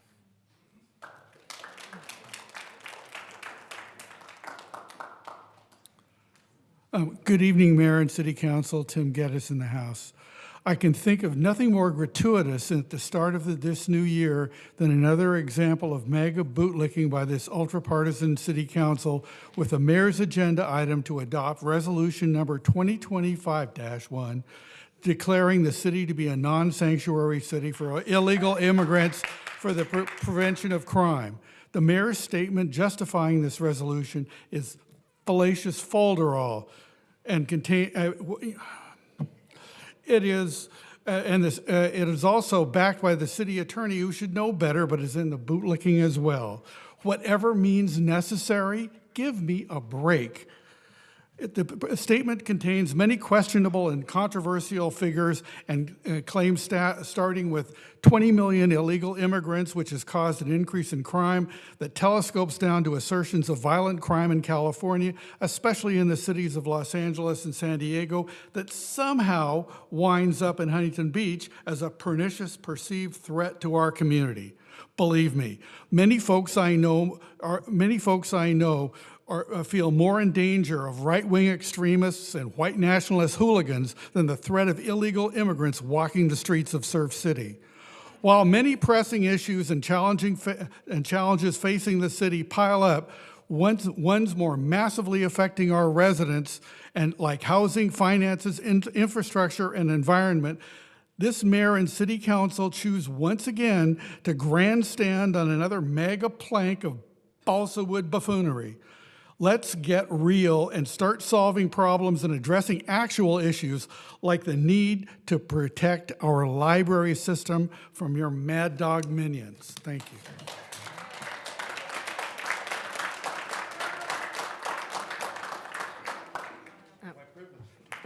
What I'm going to say is going to be way different than that. I'm just going to give you guys some support. I just got back from Washington, D.C. My name is Rebecca. I'm a native-born Southern Californian, and I've been a proud resident of HB for 10 years. I literally just landed at LAX. I had to go to see the inauguration for myself and our amazing president get inaugurated. Unfortunately, it hailed and sleeted on us, and that was a little tougher, but you know, I persevered. But anyway, so I'm here to talk about how amazing our city is, and I know because I heard it from the people that I was standing in line with for 9 hours. And then on the way here, I'm scrolling through X, and I see that our city attorney is mentioned on the news, and they're saying how great he is for his unsanctuary state initiative, how brave it is that he's bringing it to the table. And it just affirmed everything I'm going to say right now. Because when I was wandering around D.C., I was randomly interviewed on live TV, and I gave a shout out to HB, and I haven't been able to shut up since. I can't stop talking about it. Because I met conservatives from almost every state, even multiple countries, and when I told them I was from California, they looked sad for me. I think they felt bad, because they know about our out-of-control crime and our taxes and our high gas prices. But I didn't need their pity, because I told them I was from Huntington Beach. And you could see the light in their eyes almost immediately, and I was shocked. They know that we're more than surfing and beaches. We have a courageous council and a courageous city attorney that is fighting for real-life conservative values like border security, the Unsanctuary State Initiative, protecting kids from sexualization and indoctrination, and from their parents' right to know if their child is struggling with gender identity. And the voter ID part was a really popular topic. Free elections are great, but free and fair elections are better. Because how can a sanctuary state that refuses to cooperate with federal immigration laws, virtual open borders, made it illegal to check an ID before voting, they take a month to finish counting the millions of mail-in ballots automatically sent to every resident, whether they ask for it or not, how can that California claim to have secure elections? It's just gaslighting over and over, but we can win this. I want everyone to know Huntington Beach is a glimmer of common sense in a state that has gone certifiably insane. And I want you to know that other cities are watching us. The country is rooting for Huntington Beach. I heard it from them. And Thank you.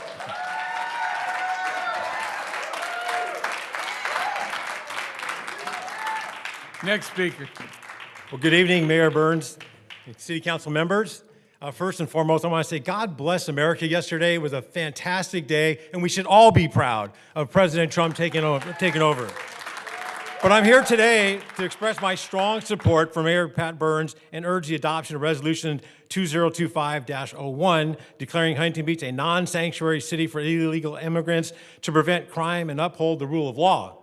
Since 1937, our city has proudly operated as a charter city, giving us the ability to govern ourselves according to municipal codes rather than being subject to the state's general law. This independence is a cornerstone of our community and one we must continue to defend. Thank you, Michael. In 2018, we saw a victory with Judge James Cornell ruled that California sanctuary law could not be enforced upon us. This decision recognized our right to protect our community by cooperating with federal authorities. Unfortunately, in 2020, the California Supreme Court overturned this ruling, pushing us to comply with state laws that conflict with federal immigration policies. We must act now. Sanctuary policies that shield those who break our nation's immigration laws jeopardize public safety and undermine the trust in law enforcement that keeps our community strong. With President Trump's decisive declaration of national emergency yesterday to address illegal immigration, we are reminded of the importance of local action in alignment with federal priorities. Declaring Huntington Beach a non-sanctuary city is not about divisiveness. It's about ensuring that we prioritize our safety of our residents, uphold our legal principles, and protect the values that made our city a beacon of strength and independence. Let us honor our city's charter and stand with Mayor Pat Burns to adopt Resolution 2025-01, and together we can ensure Huntington Beach remains safe, law-abiding, and a proud community. Thank you.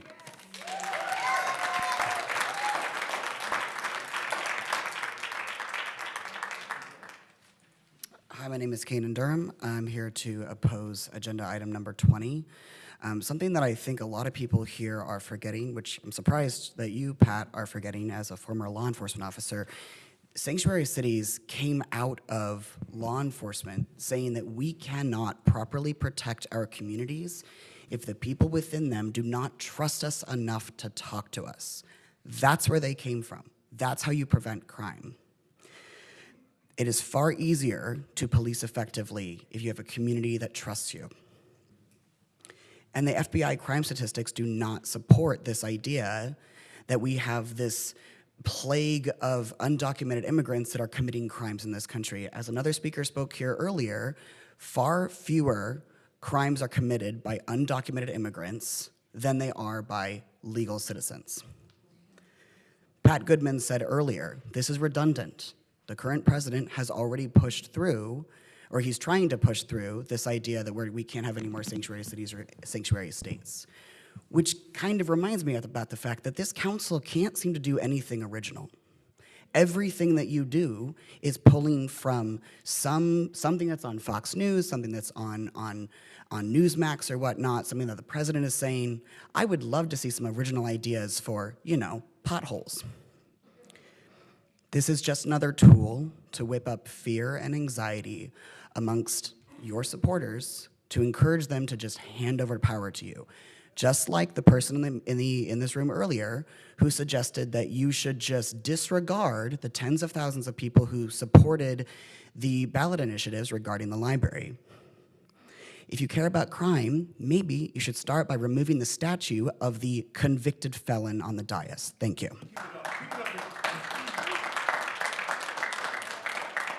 Next speaker, please. Good evening, Mayor and council members. My name is Paula Schaefer. I'm a Huntington Beach resident. I'm speaking about items number 18 and 19. I encourage you to vote yes on the certificates from the Orange County Registrar of Voters. I urge you to vote no on requesting a study. As you should know, and probably do know, the Elections Code allowed the City Council to obtain a study while the signature gathering was underway. The City Council could have requested that at that time, and you certainly could have requested it when the prima facie number was reviewed and obtained by the former city clerk. That was on October 28th for item number 18 and November 25 for item number 19. Waiting until the Orange County Registrar of Voters certified the signatures was an option. However, it wasn't necessary. Doing so now is a delay tactic and could result in significant additional costs for the special election.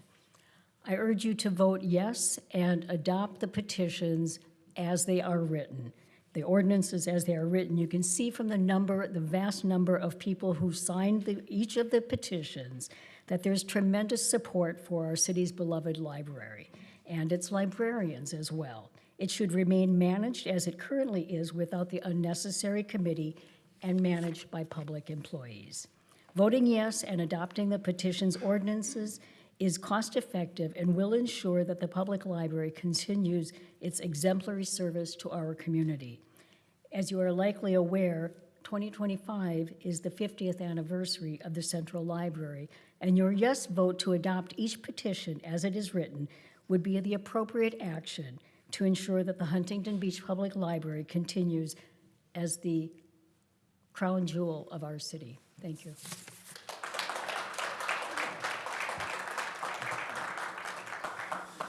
Good evening, everyone, and what an amazing day it is in this United States of America. We have a brand new president who cares first and foremost for our American citizens. My name is Jignesh Padiyar, born and raised Huntington Beach. Hello, Mayor Pat Burns and Mayor Pro Tem Casey McKeon. Welcome. We look forward to everything you guys have to bring forward to us. I am in full support of agenda item number 20. No one is questioning that immigrants do not make America better. Everyone knows that it was immigrants that came across the Atlantic Ocean that made America in the first place. The question in hand is illegal immigrants. No matter how you want to say it, undocumented, unvetted, whatever, they are illegal. Even the statement that goes off to say that illegal immigrants do far less crimes than Americans. Well, the first crime they did was enter the country illegally, so that sentence already does not stand. And you know, we need to take into account what America has gone through and where we're going. For the last 4 years, we've had our rights taken away, our freedoms, almost freedom of speech, pretty much silenced online. And now we're told that we can't even be comfortable in our own homes, in our own cities, because what's been happening and what's going across the borders is kind of coming in little by little. We're right on the border. It doesn't sound crazy, but Huntington Beach, there's boats landing over there, I think, in La Jolla and coming up just in Newport as well. This isn't just a grandiose shadow man argument. We need to take care of Huntington Beach, and it means taking care of our citizens. We can worry about other citizens if they want to come through the front door, then we can care about what they want. But until that time comes, we need to take care of ourselves. So once again, we are so happy for this council. We are so excited what Huntington Beach has to come, and we cannot be happier for what you guys are going to bring for us. Thank you so much.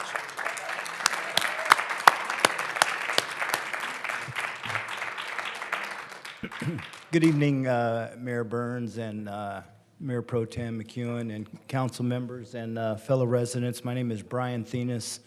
I am in favor of item 20, by the way, but I'm here to speak on item 21, the ad hoc committee to review the approval of the Bolsa Chica Senior Care Facility.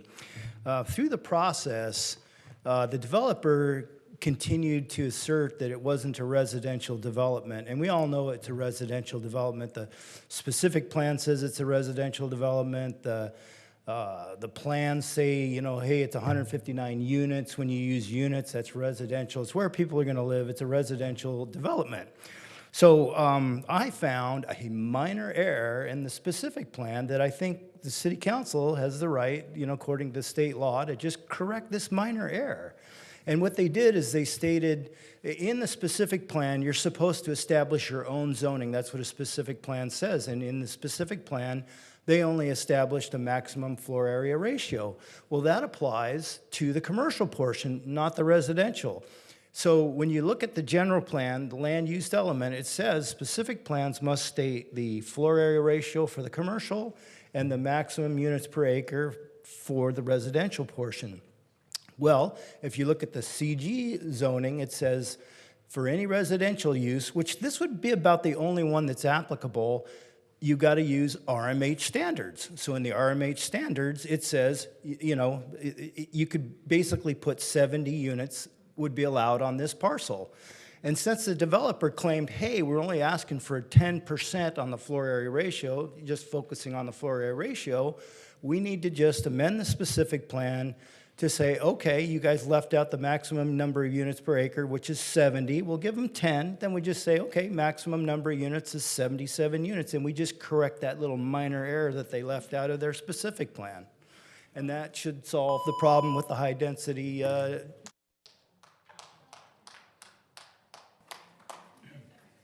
Next speaker. Okay, Council. My name is David Collins.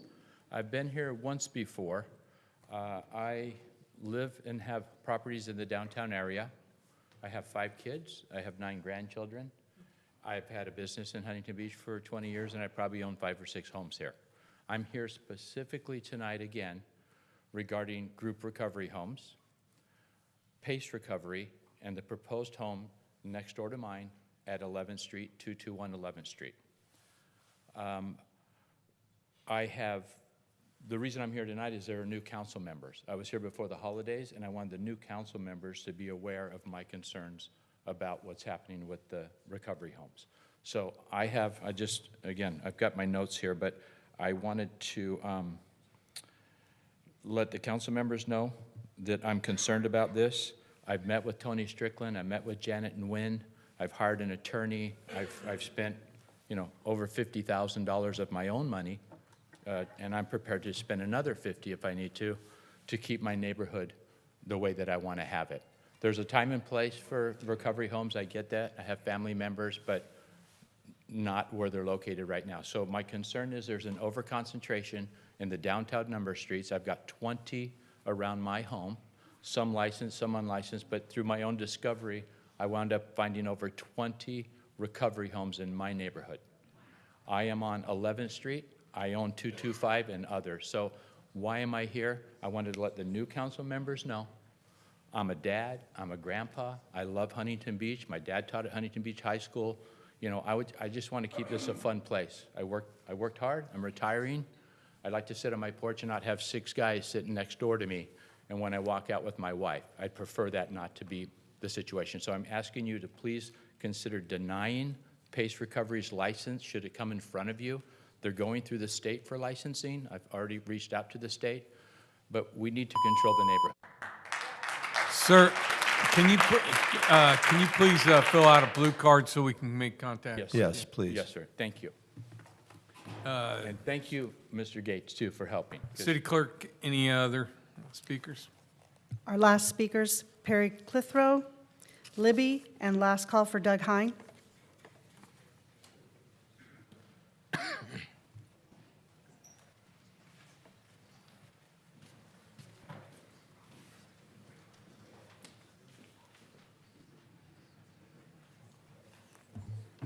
Somebody's cut.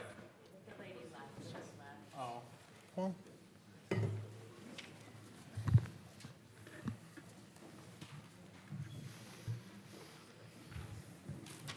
Ready? Okay. Good evening, Council. My name is Perry Clithrow. Thank you for listening to me this evening. I'm speaking today in opposition to Agenda Item 20, declaring Huntington Beach a non-sanctuary city, as well as the city's new lawsuit against the California Values Act. I'll begin on a technical point. Mayor Burns, your resolution cited a general statistic, the 2023 California Crime Report, and then a bunch of individual articles about immigrants doing crime. When I was in school, I was told not to compare apples to bushes of apples. I was told if you have a statistic, compare it to statistics. If you have stories, compare it to stories. Your resolution doesn't do that. It doesn't draw the conclusions you think it does. It just puts two things next to each other and hopes that people will assume that they're related. Of course, I don't think you approached the question of whether immigration causes crime with an open mind. I think you were prejudiced in doing so. You Googled different things to make the argument that you wanted to make, not answer a question. If you did research it honestly, you would have shown a lot of research that shows that immigrants commit a lot less crimes and are a lot less dangerous than native-born Americans. So your resolution is no good on those grounds. It's hateful, it's bigoted, drives a wedge in our community. It's going to cause people not to cooperate with police officers and not to trust police officers. It's also not good for the city's economy. A ton of our visitors, and we're a tourist town, a ton of our visitors are undocumented residents. A ton of our workers are undocumented residents. If the city actually does e-verify, unlike most employers, we may not have any, but all the contractors we hire to do almost everything the city needs, and I bet a few of our volunteers too, may well be undocumented. So stupid to get rid of people and to harass them and to make them afraid. Please don't go through with this policy. It's cruel. Next speaker. Items 18 and 19, which address the citizen-led petitions regarding the Huntington Beach libraries. Both items suggest passing a resolution accepting that the citizens have submitted the required number of signatures to move the issues forward. That seems to be a no-brainer since the county registrar has certified that we did, in fact, obtain a sufficient number of signatures. However, the second option is to waste another 30 days of staff time and money studying the issue. You left out the other legal option you have, which will save the city lots of time and money. You can simply vote to adopt the measures that the citizens have put forth. There is no need to waste staff time and certainly no need to waste taxpayer dollars on a special election. You can do what is in the best interest of the city that is on a collision course with bankruptcy by adopting these measures without wasting any further delay. With regard to item 20, I encourage a no vote. This resolution is full of rhetoric backed up by opinion pieces in partisan publications. Where is the documentation of the effect of the California sanctuary state law on crime in Huntington Beach? According to the State Department of Justice, violent crime in HB decreased by 8.5% from 2022 to 23. So either HB is not reporting the violent crime that has supposedly been increasing, or they simply aren't happening. I believe the police would be reporting the crimes if they happened, and this council spends too much time watching propaganda that they are believing. I hope the city won't waste any more money on frivolous lawsuits over fantasy issues that have already been litigated. For some reason, you're more concerned with imaginary immigrant crime in Huntington Beach instead of the hundreds of criminals convicted of beating police officers being released from prison yesterday and today. And finally, in 1998, my father was killed by a hit-and-run driver. Despite a $50,000 reward being offered, no one ever came forward. It's always been believed that the perpetrator was undocumented, but it never occurred to me or my family to ever vilify an entire segment of the population for the actions of a single person. There are bad people in every single group of people, including police officers. Should we judge police officers by the bad apples? Let's not judge all immigrants by the few criminals amongst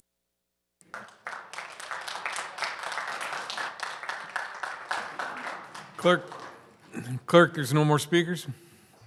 Those are all the speakers for this evening, Mayor. All right, that concludes public speaking. Council committee appointment announcements. Council members, do you have any council committee appointment announcements? Councilmember Kennedy. I've appointed Tricia Athenas to the Parks and Community Services, Library Services. Okay, thank you. Anybody else? All right, moving on. Oh, Butch. He already forgot. No, hang on. We can come back. Yeah, come back. Okay. Thank you. We'll come back in a few minutes to that one. AB 1234 appointments, reporting. Anybody? All right, moving on. Butch? Nothing. Okay. Openness and negotiation disclosures? Anybody? Okay, moving on. City managers report. Yes, Mayor and City Council. I will have our Fire Chief, Eric McCoy, provide an update of all the efforts that our fire department and our city has done for the efforts for the fires here in Southern California over the last few weeks.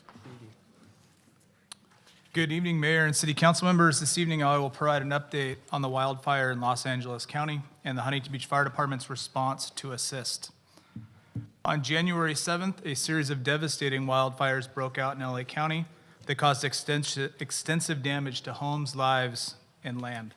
Currently, the fires have burned well over 37,000 acres, and well over 12,000 homes have been destroyed, with 27 people losing their lives.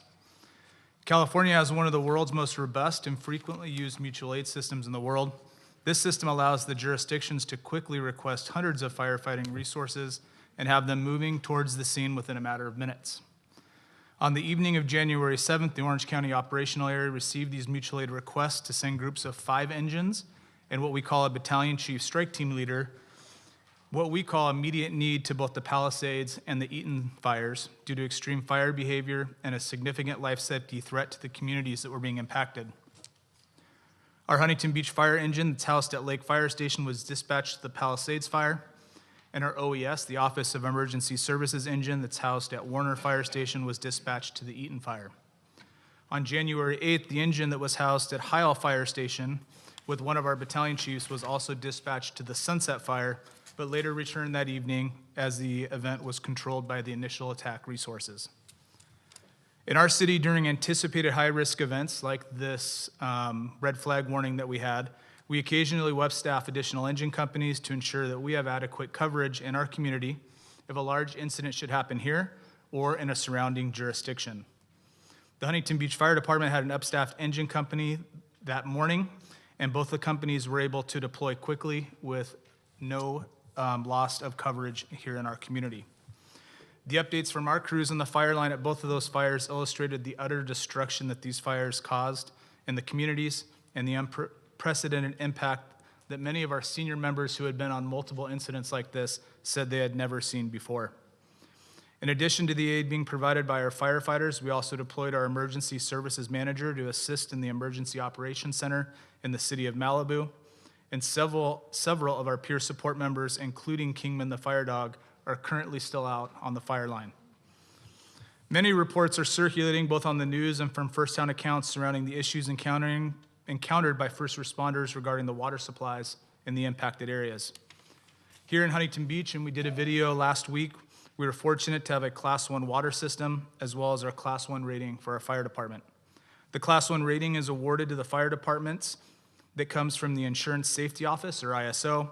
The fire department and city services are analyzed anywhere between 5 and 10 years apart and scored in 4 different areas that include our communication system, our department personnel, capabilities, training, and equipment, our water supply, and our community risk reduction efforts. The water supply factor in this rating is 40% of the rating and is based on the water system, including the condition of the hydrants, the amount of water available, and the rating scale also evaluates the needed flow, which signifies the theoretical amount of water necessary for fire suppression purposes. By the way, which is one of our highest ratings in the ISO evaluation. Of the 38,000 ISO-rated fire departments in the United States, only 503 are Class 1 rated, and California has only one. We are one of only 44 in the state of California that's rated Class 1.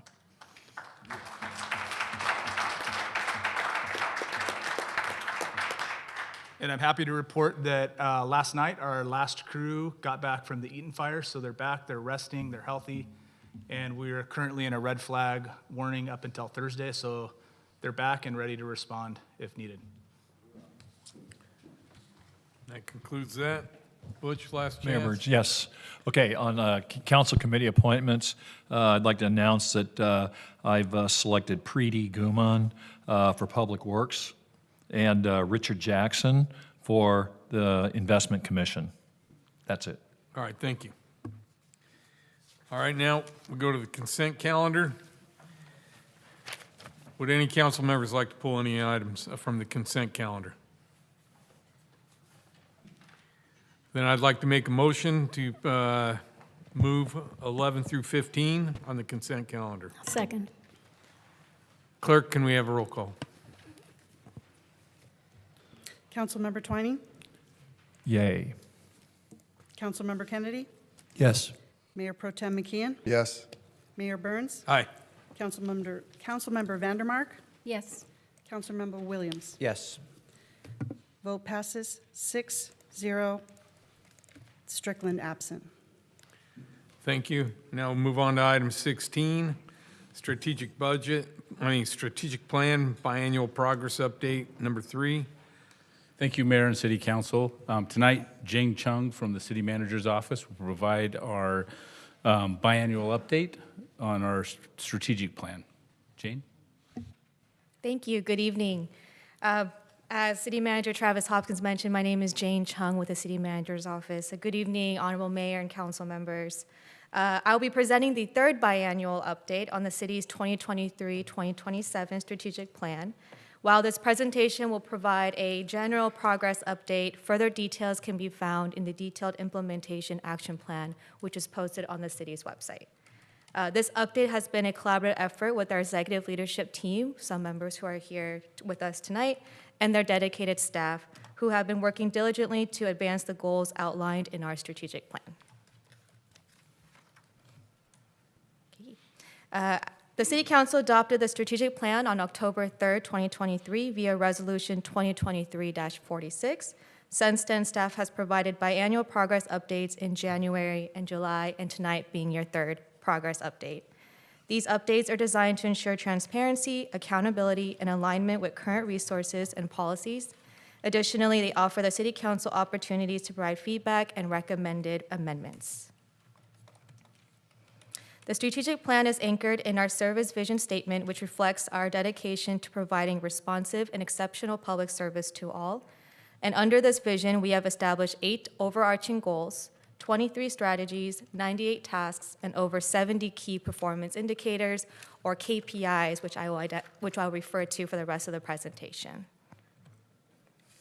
Staff has determined that the plan is on track to achieve all 8 goals by the end of the strategic plan term in 2027. Currently, 53% of the plan has been completed, representing a significant 21% increase since our last update. An additional 29% of the plan is in progress, with 10% upcoming and approximately 8% temporarily on hold. I would like to take a moment to mention that there was a Scribner's error on the staff report that's attached to this agenda item that incorrectly indicates that 7% of the plan is on hold, whereas the accurate figure is 8%, so it adds up to a total of 100. Notably, there has been an increase in on-hold tasks, and this is due to staff identifying and implementing alternative cost-saving approaches to achieve the same objectives. These new strategies are expected to optimize resource utilization while maintaining the desired outcomes. The following slides provide progress updates for each of the 8 goals. Each goal update includes key accomplishments, future tasks, and KPIs collected to quantify the achievements of the strategic plan over time. To start, we have successfully completed Goal 1 as of this update with the adoption of an economic development strategy presented to the City Council last year. Future tasks will involve monitoring and tracking the KPIs outlined in that updated economic development strategy, such as the number of business visits, the number of businesses assisted, and the number of engagements with brokers, property owners, and both existing and prospective businesses by the economic development team. For goal number 2, we have achieved 40% completion with an additional 40% in progress and 20% on hold due to tasks with a later start date. Key accomplishments include the formation of an interdepartmental working group to enhance citywide efforts for identifying and applying for external funding. Additionally, we have issued an RFP for a lease consultant to evaluate and audit city-owned leased assets as part of our future efforts to establish a centralized real estate program. KPI highlights include a total valuation of $20.8 million in grants received. This includes 15 grant awards from 5 different categories, such as public safety and infrastructure. For Goal 3, we have achieved 52% completion with 32% in progress, 5% 5% upcoming. 11% of this goal is on hold as staff have identified and implemented alternative cost-saving approaches to achieve the same objectives. Notably, we introduced Streamline Serve City, which offers virtual development services and a permitting platform rather than a physical space. These new strategies are expected to optimize resource utilization while maintaining the desired outcomes. Additional accomplishments include implementing an online training portal for city staff and public officials. Future tasks include completing the remaining 13 out of the 28 initiatives of Streamline Serve City and launching an online performance evaluation system for city employees. KPI highlights included a 4.8 out of a 5-star rating on our Excella customer satisfaction surveys, processing over 9,000 permit applications, and completing over 8,500 permit applications. For Goal 4, we have reached 50% completion. Our focus has been on housing and building a robust network with faith and community-based organizations in our community. Future tasks include collaborating with Jamboree Housing Corporation to develop the Pathways Project and reapplying for the Cal Optima Street Medicine Program. KPI highlights include an active volunteer network with over 360 volunteer hours, with over half of the volunteers being actively engaged. Additionally, there have been over 6,000 Be Well services, referrals, and clients assisted, and notably 76 clients housed through the system of care. Goal 5 is 100% complete following the creation of a legislative platform for the city.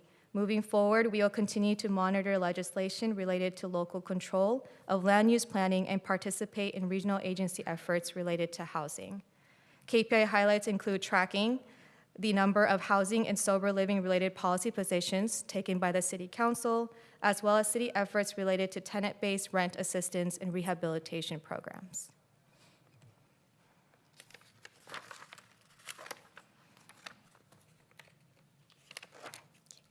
For Goal 6, we have made significant strides with 31% completion, 27% in progress, and 23% upcoming.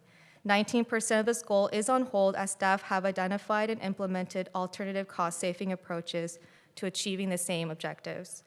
Notably, we have completed several master plans, including water, sewer, mobility, and fleet, and the city has also begun renovating the beach restroom facilities. Future tasks include presenting enhanced special events policies and procedures to the City Council, completing the Central Park Master Plan, and presenting the Citywide Park and Recreation Master Plan. KPIs will highlight special event permits and events by location, attendance, and type, the number of beach restrooms renovated, and the percentage of city facilities assessed. For Goal 7, we have achieved 73% completion with 12% in progress and 15% upcoming. Notable accomplishments include the launch of the new city website, which was done in April 2024, the establishment of a standardized branding guide that staff uses internally, and the hiring of a full-time HBTV media coordinator. Future tasks include creating a city policy for website management. KPI highlights include the number of website visitors and views, their average engagement time, the number of calls to our call center, and social media engagement and impressions. And lastly, Goal 8, we have completed 17% of this goal with 70% in progress and 13% upcoming.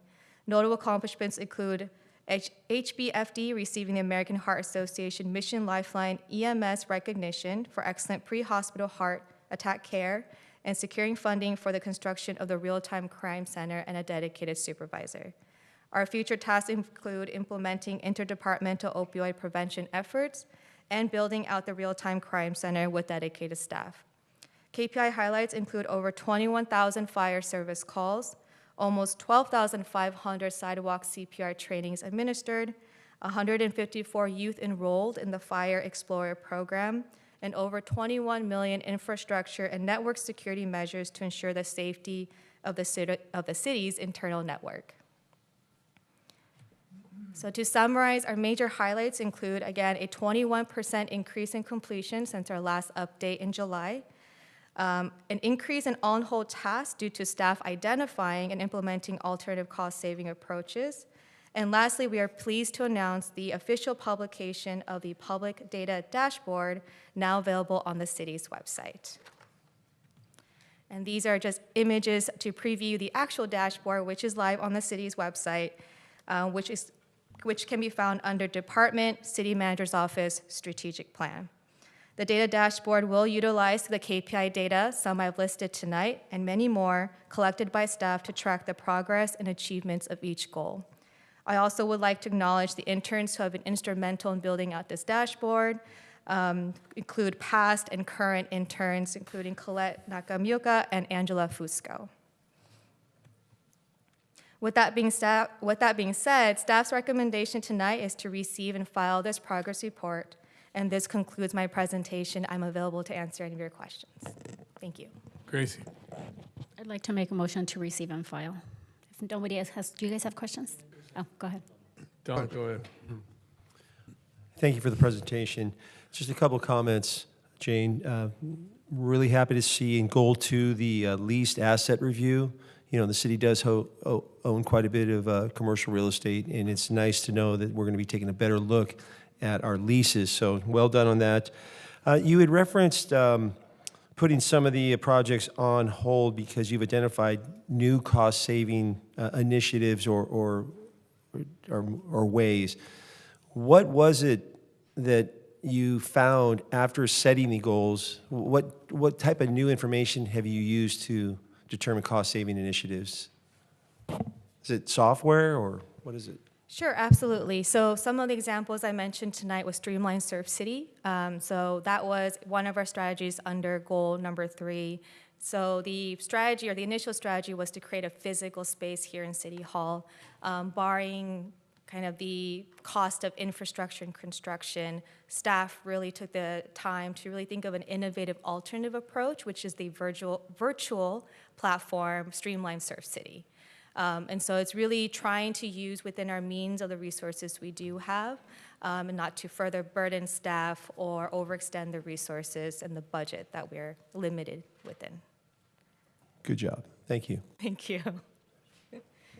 Keith? Yeah, just one comment, just a lot to be proud of here in these last 2 years. A lot of great accomplishments.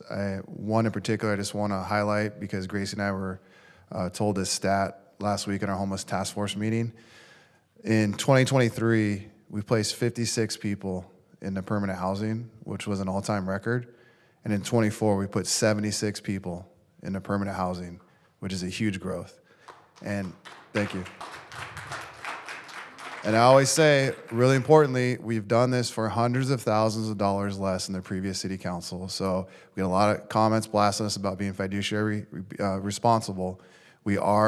We're highly focused on it. We've received tremendous results, and putting 76 people into permanent housing this last year and 56 the year before, that's something really to be proud of. Kudos to our police officers, of course, the communities involved. They reach out to us all the time. You see it out there in person, you recognize the difference, so it's something that we're really proud of, so thank you.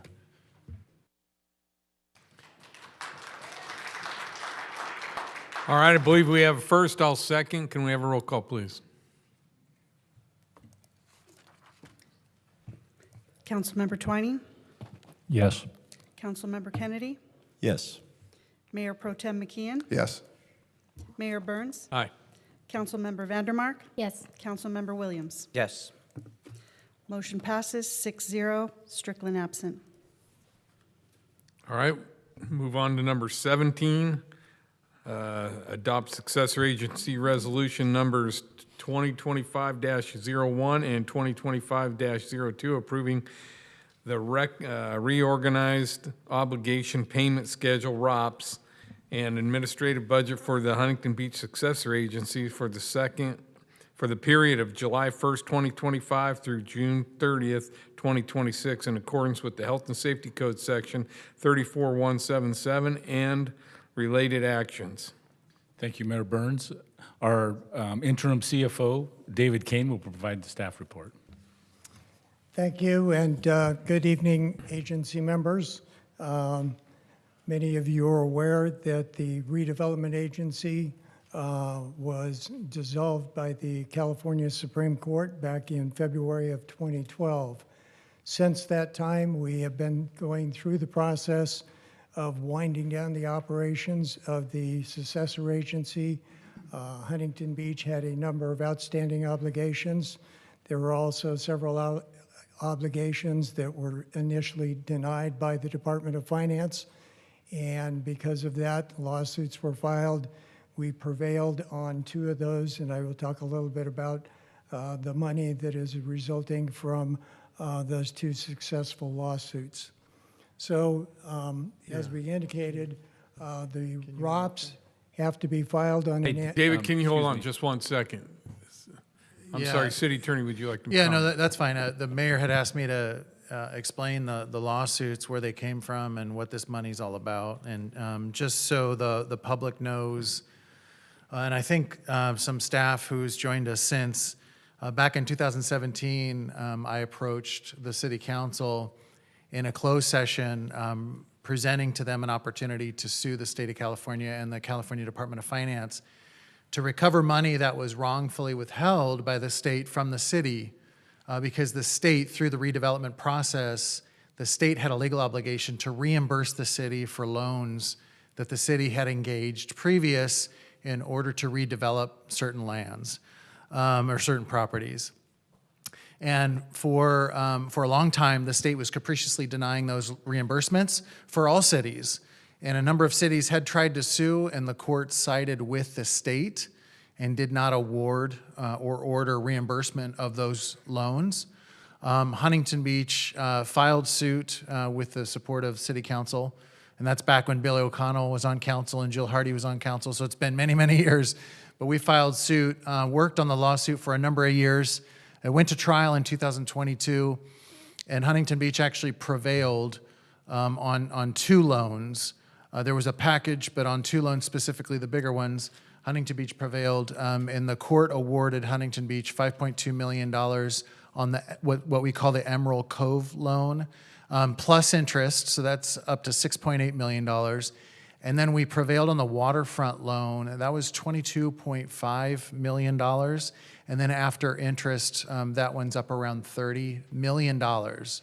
So in total, all in, between those 2 winnings in that case, the city of Huntington Beach is realizing $38 million in reimbursements plus interest from the state of California. So, that's where it originated. So I know there's some clamor out there about lawsuits costing money, but I think we've covered our costs of doing legal work for a decade now at this rate.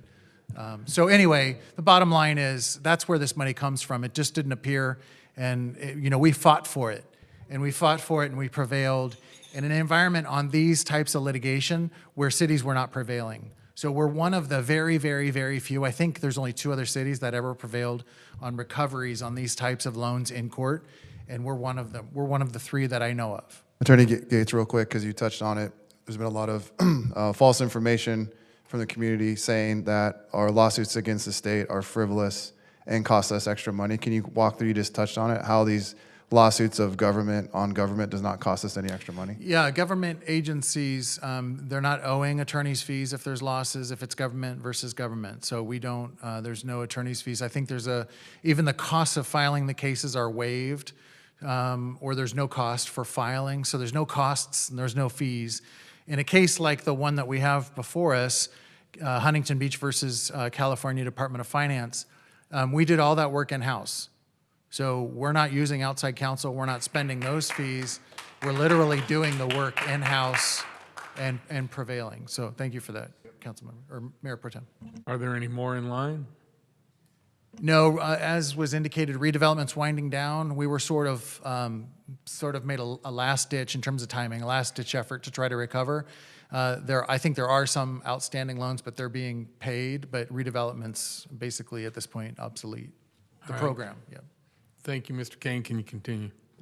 Sure. So before you this evening is the ROPS request for fiscal year 25-26. We are requesting a reimbursement of just under $10.8 million. Of that amount, just under $8.5 million is going to be the waterfront repayment that gets paid down over a period of time. So I wanted to spend just a couple of minutes talking about the numbers themselves so you can understand, expanding a little bit on what the city attorney commented on. This is both the waterfront as well as the Emerald Cove, the principal and interest payments on those. And that represents, as you see on this slide, just under $38 million. The waterfront loan itself has a principal and interest component to it. And one of the requirements of receiving this money back, as was done during the redevelopment agency when it was alive and working, is any of the tax increment that came in from the redevelopment agency, 20% of it was required to be set aside for low mod housing. So of the $31.1 million, 6.2 of that will end up going into the low mod housing fund, and then the general fund portion of that is $24.9 million. Of the Emerald Cove, we have already received full payment on that. We received $6.8 million in the 23-24 fiscal year, and during that fiscal year, staff received approval to allocate those funds, $2.2 million to the general fund, $760,000 to the housing residual fund, and then to the low mod housing fund, $3.8 million. Of the general fund component of that, 50% was going to the general fund liability, and then it was originally proposed that the other 50% would go to the 115 trust, but during the process of putting the 23-24 budget together, it was approved by City Council to use that $1.1 million to help balance the budget in 23-24. When we look at the waterfront, we did make a request back in 22-23 with the Department of Finance.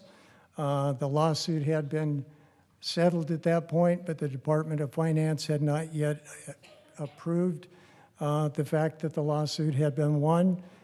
It was denied. In 24-25, we requested $9.8 million.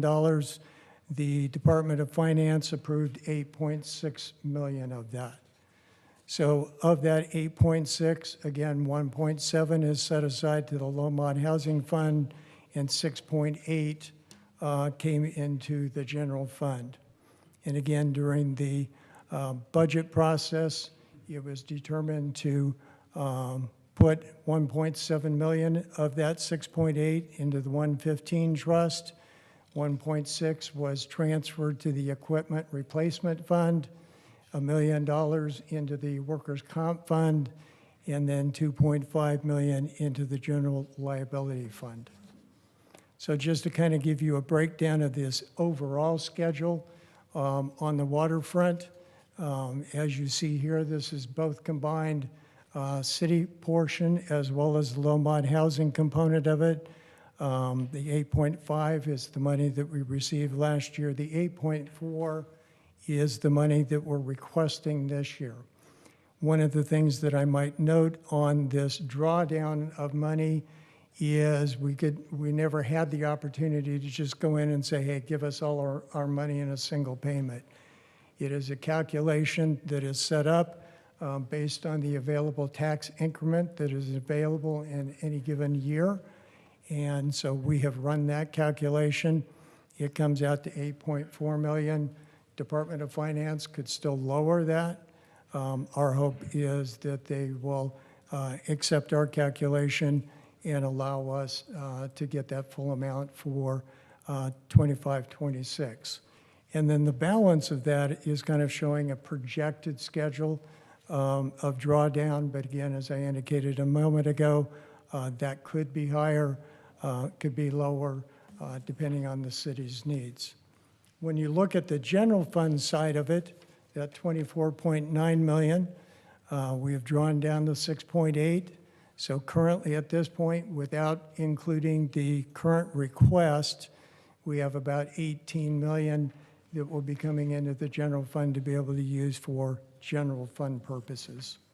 So that's kind of a high-level overview of where the money has been allocated to.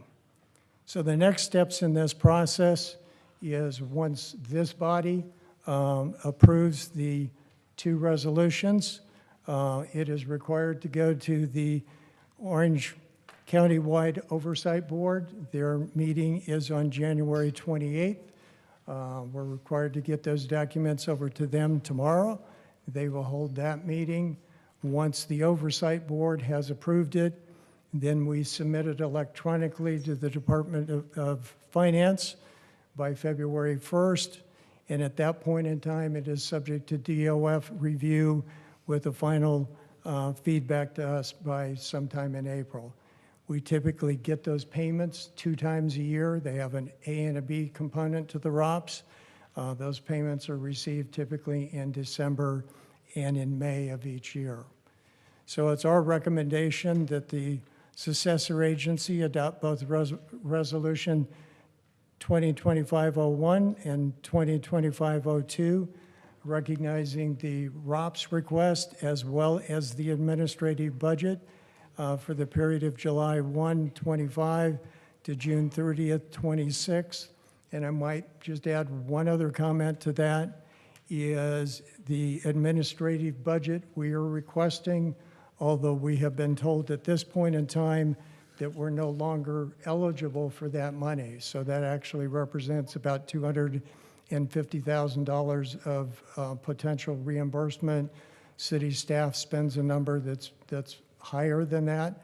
But I made the recommendation that we at least ask for it. We can always get it denied, but we need to at least ask for it. So we have done that this evening. So that concludes my report, and would be glad to answer any questions you may have. Don? Thank you, David. One question for David and one question for the city attorney. So on the Emerald Cove, I noticed there was no interest. Did we ask for it and were denied, or was just no interest that came with the payback?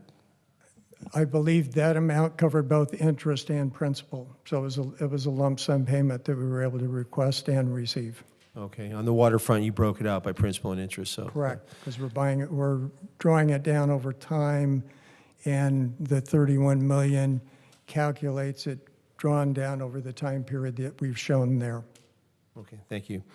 And the question for the city attorney, and this may be out of naivete on my part, but I noticed this resolution is 2025-01, which is also the same resolution number for the non-sanctuary city. Is it possible to have two? These resolutions are the successor agency. Okay, so they can have duplicative numbers? Yeah, if they're- separate body. Got it. I thought that was the answer, but I wanted to make sure. Thank you. And on a resolution, we could make a change here at the dais. It's not. Well, a big that's deal. why I wanted to bring it up in case that wasn't the case. And on the Emerald Cove, the principal reimbursement was 5.2 million. So when just the difference between 6.8 and 5.2, I think it's 1 point, whatever it is, 1.6, that's the interest. Yep. One question, I had 2 questions real quick for Mr. Kane, if you don't mind. We can submit twice a year for payment, for reimbursement. Is that right? No, we can only submit once a year. We get Once a year payment for twice a year. Okay. Yeah. Okay. And then on the Emerald Cove loan, the way it was allocated after it was received, it didn't match the 80-20 breakdown between general fund, 80% general fund, and 20% low income. It was distributed differently. That is correct. We've gone back to look at what was the rationale behind that number.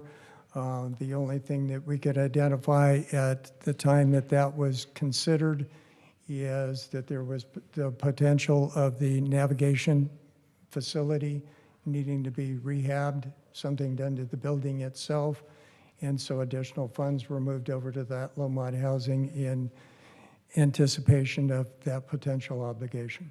Okay. And then one final question, if you don't mind. So when we prevailed in court and got the court order that these reimbursements had to be made, county council had indicated that we would be able to be fully reimbursed over the course of broken down payments by about 2025.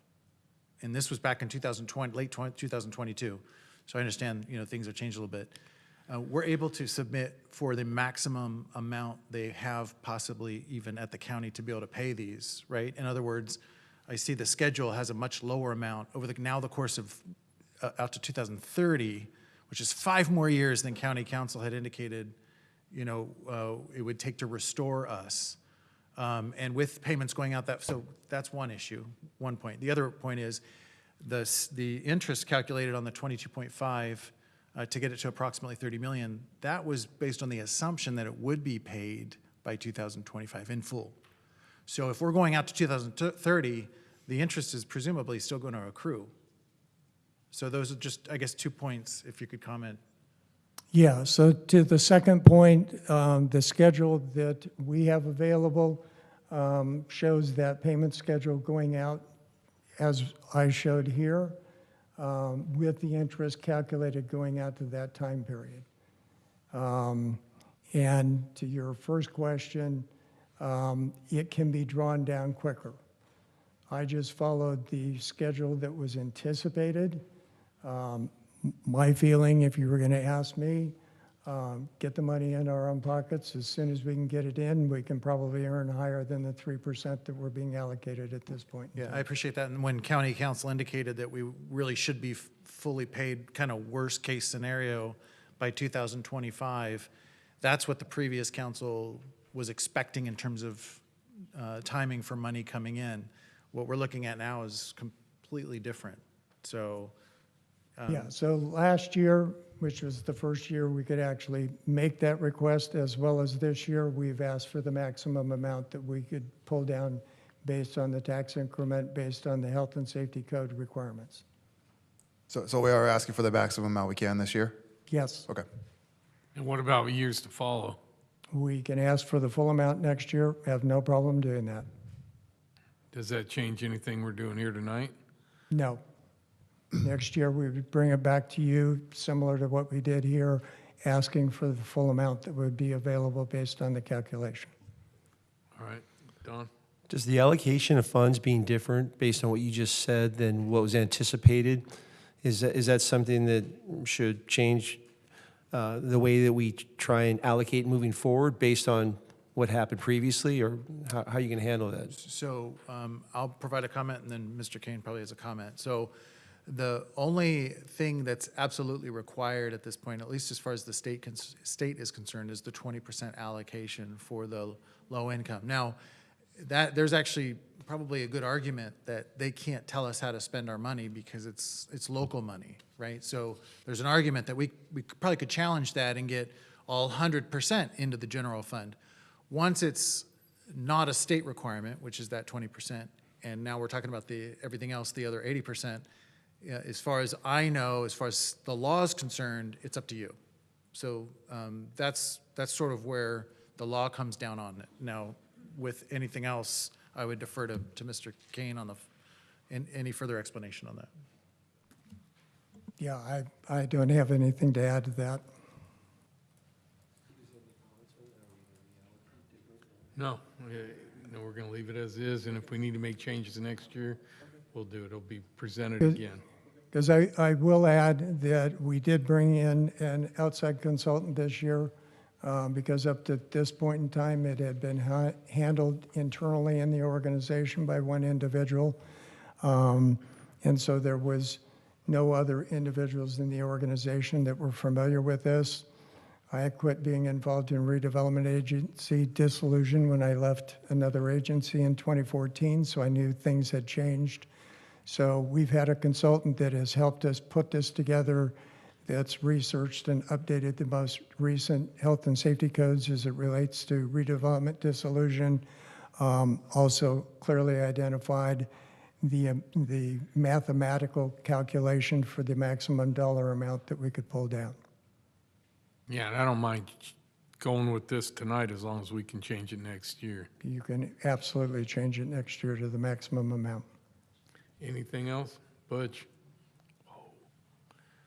All right, I'd like to make a motion as recommended.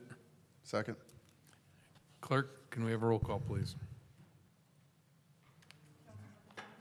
Yes. Councilmember Kennedy? Yes. Mayor Pro Tem McKeon? Yes. Mayor Burns? Yeah, aye. Councilmember Vandermark? Yes. Councilmember Williams? Yes. Motion passes 6-0, Strickland absent. Moving on to number 18, petition to repeal ordinance number 4318, deleting Huntington Beach Municipal Code Chapter 2.66, Community Parent Guardian Review Board for procurement of children's library materials, and adding section 2.30.090, selection and use of library materials. City Clerk, please introduce the report. Thank you, Mayor. On October 28, 2024, a citizens' initiative petition with signatures was submitted to the City Clerk's office to repeal ordinance number 4318, which deletes Huntington Beach Municipal Code, Chapter 2.66, and adds Section 2.30.09. A prima facie was conducted on the same date.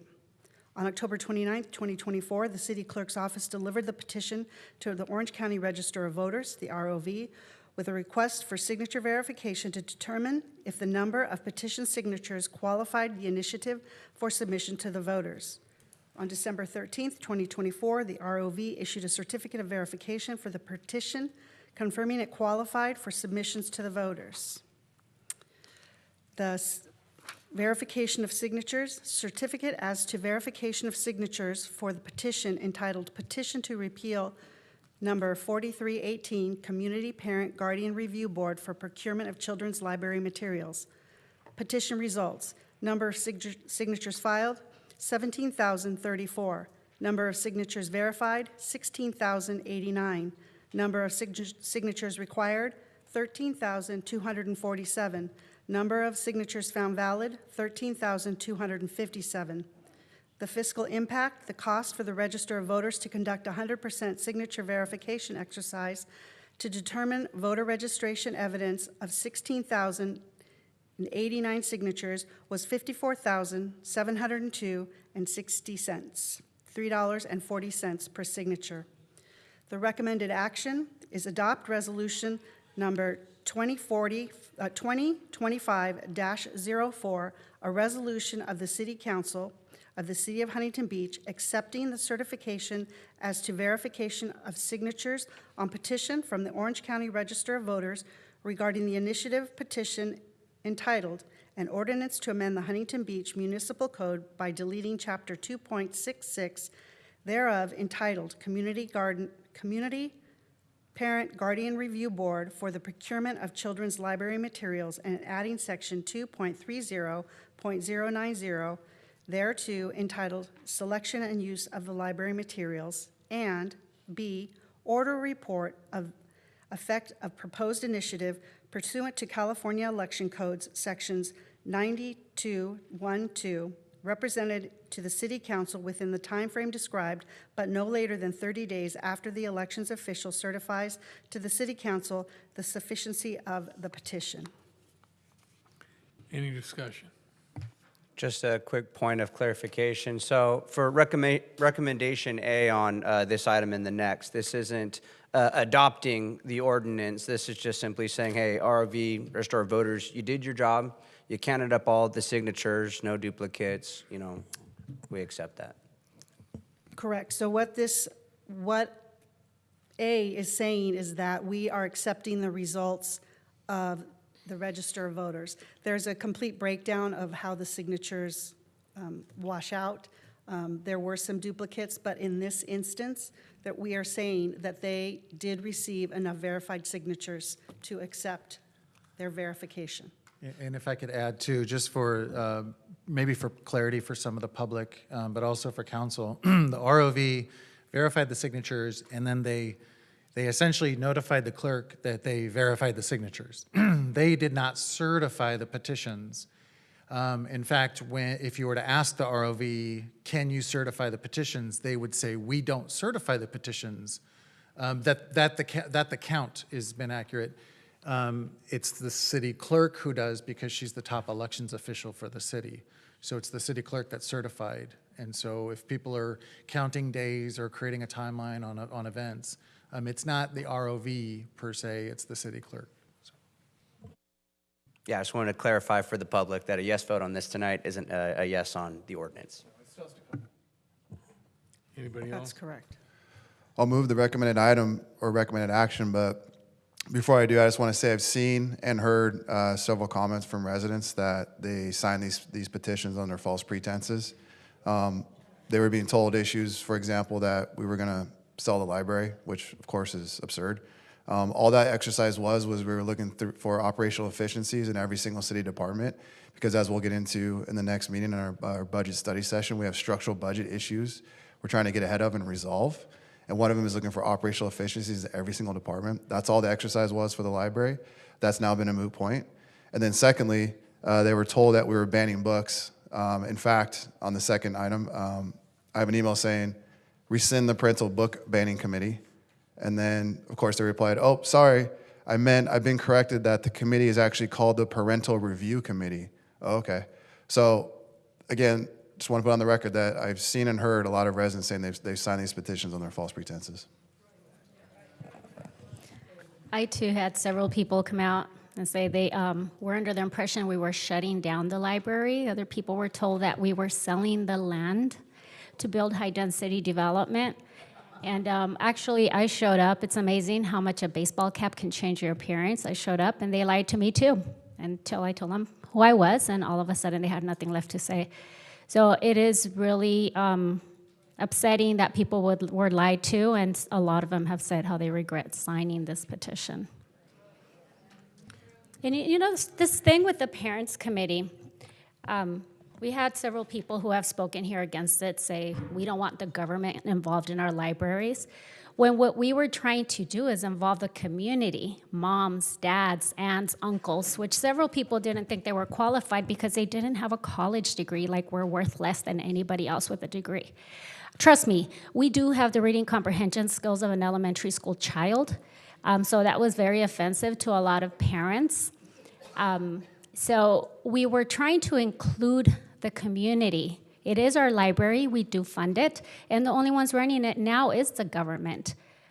So that comment made absolutely no sense.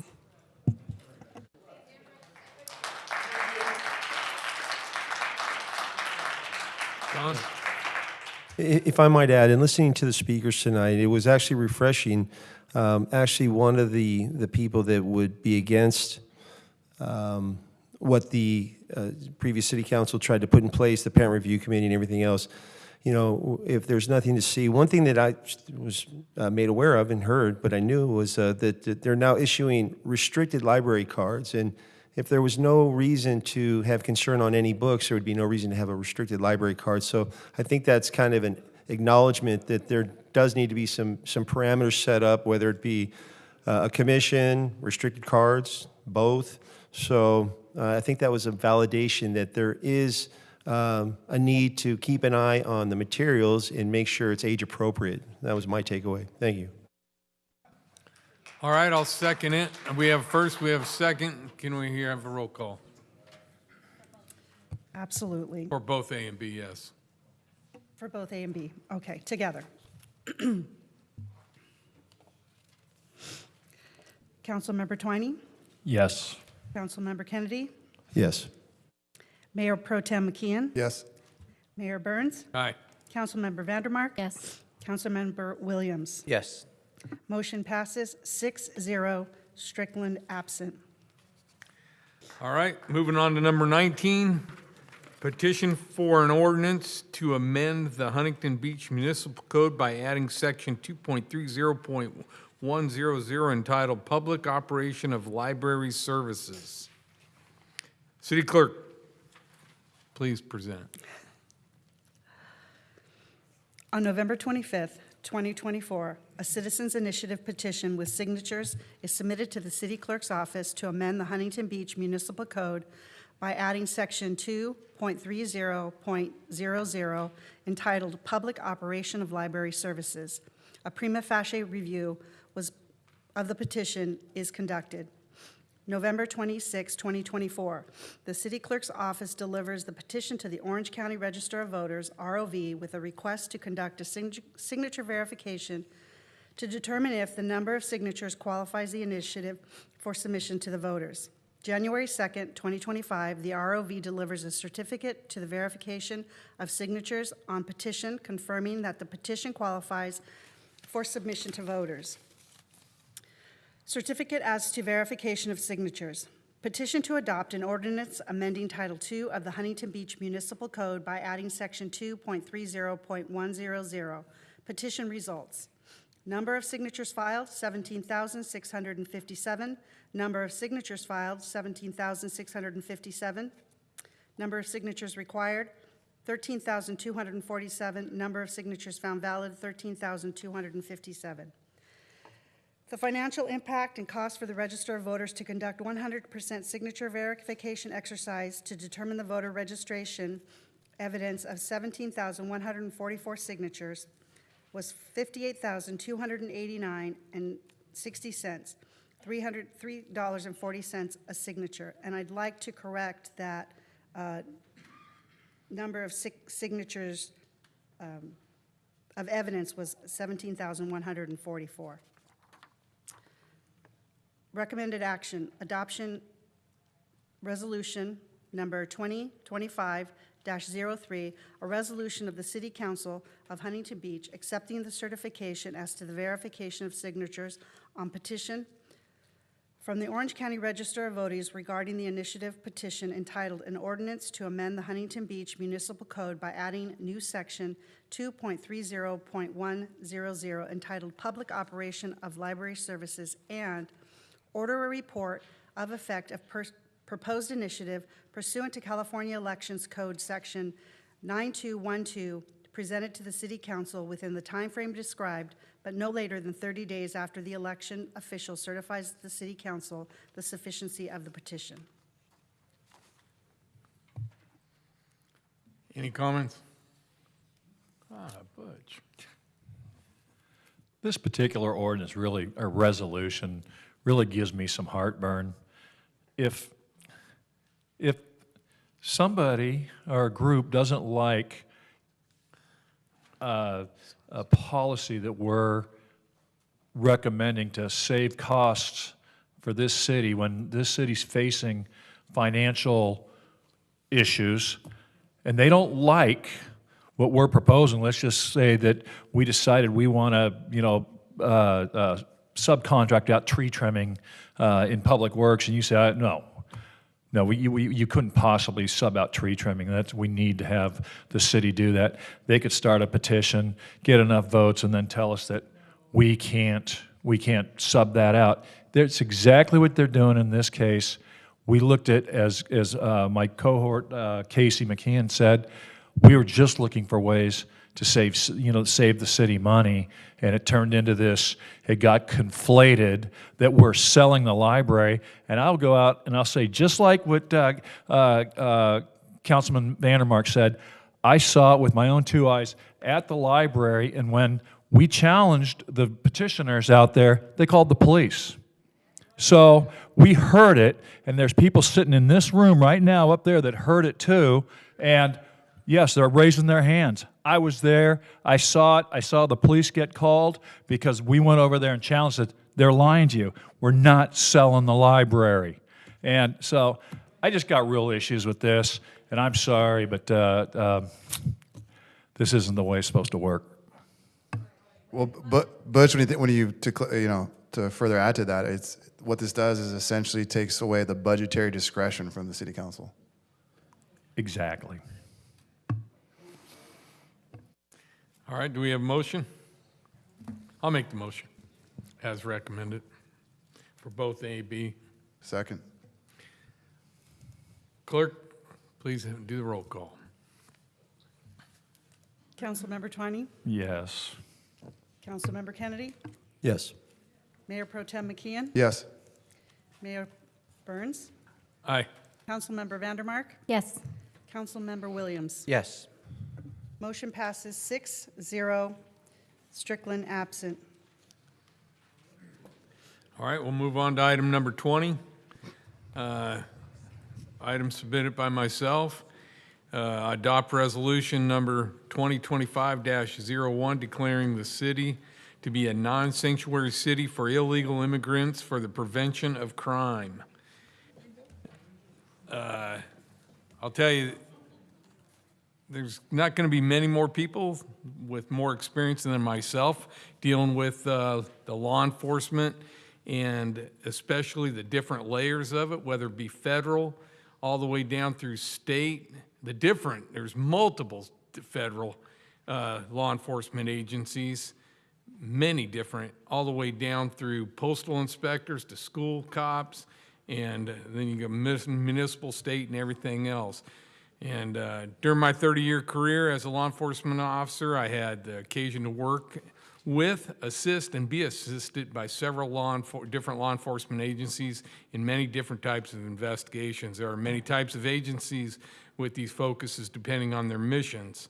The federal, state, county, and municipal agencies often have resources, strengths, and disadvantages regarding investigative and at times arrest powers, abilities that other agencies may not have. It was very often that we had to call upon each other to fill in gaps that the other ones didn't have, sometimes to facilitate the expediency of the investigation, or just to provide manpower and support. There's all kinds of reasons that we'd work together. Often if there was a common mission, there were multi-agency task forces formed to facilitate investigations. Some were such as human trafficking, drug trafficking, counterterrorism.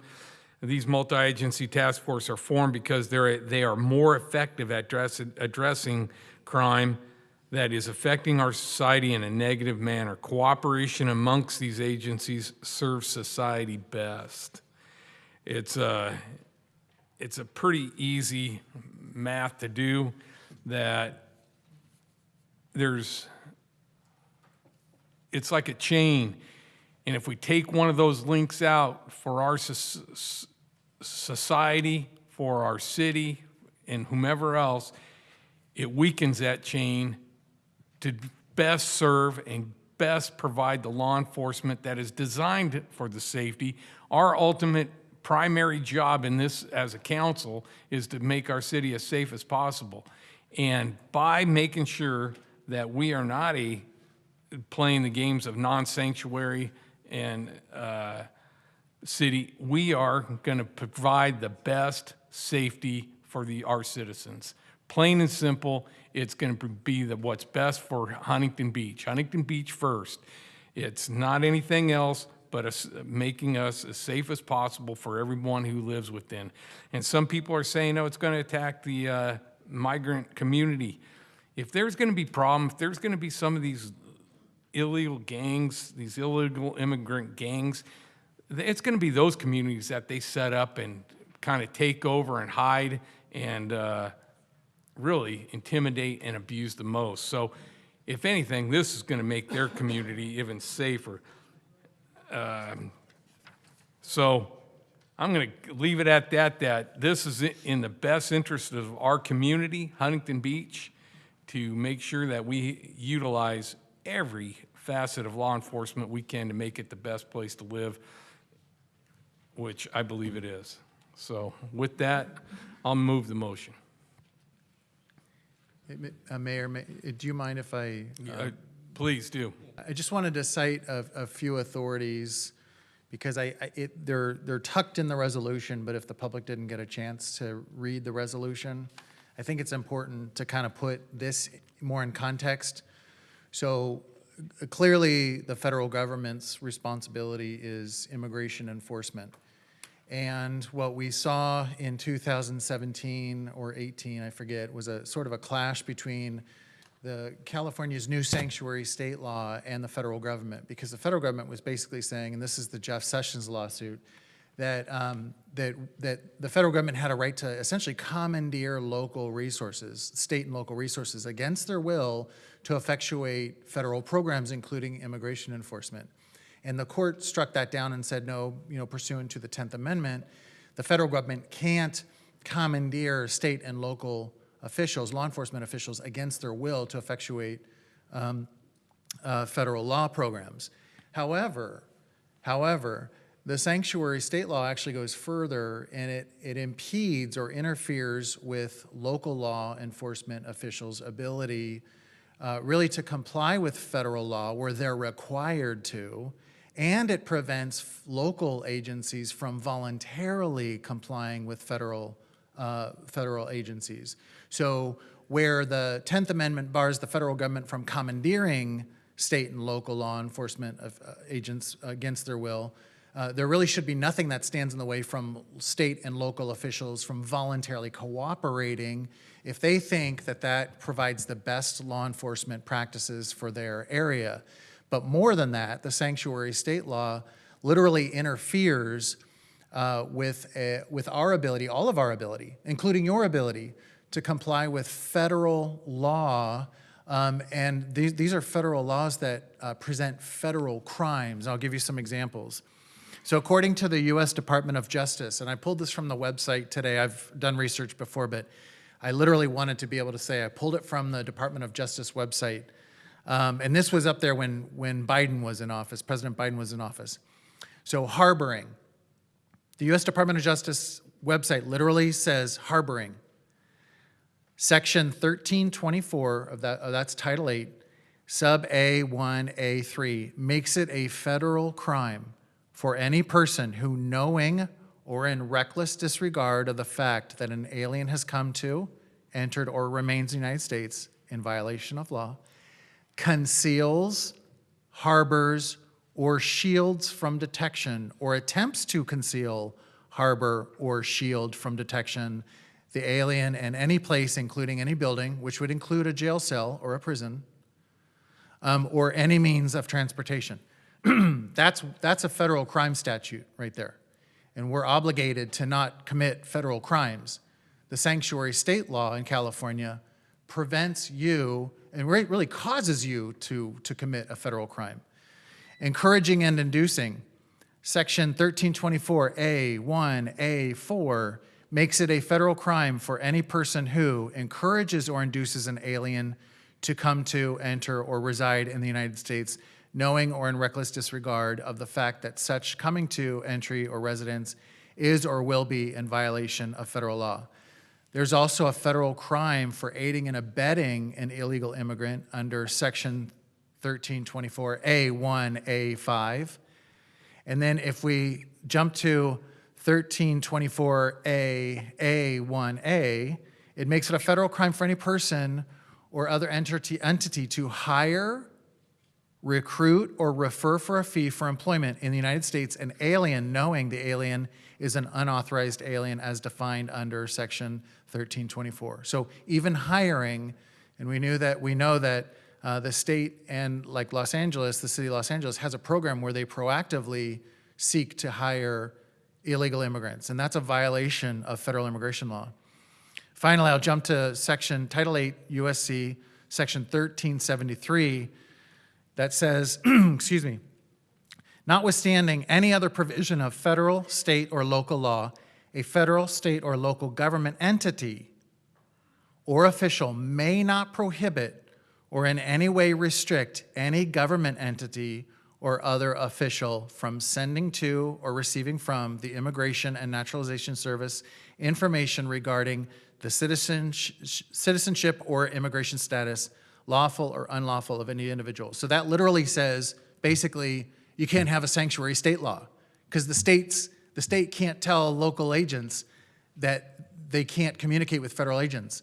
That's a crime under the Title 8. And just a couple other pieces of information that I think are noteworthy.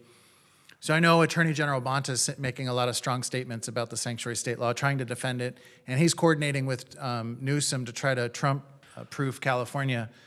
But his very predecessors, so the California Attorney Generals who preceded him in office, published opinions on sanctuary policy.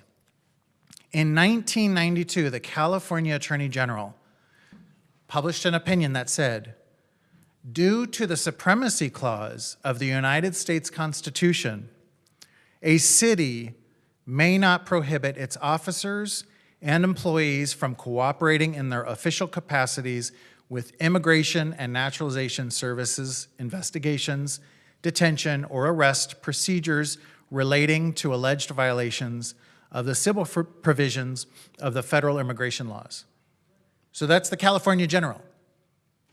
And nothing has changed, as far as I know, with the United States Supremacy Clause and Title 8 because it's specifically referring to Title 8 USC Section 1324.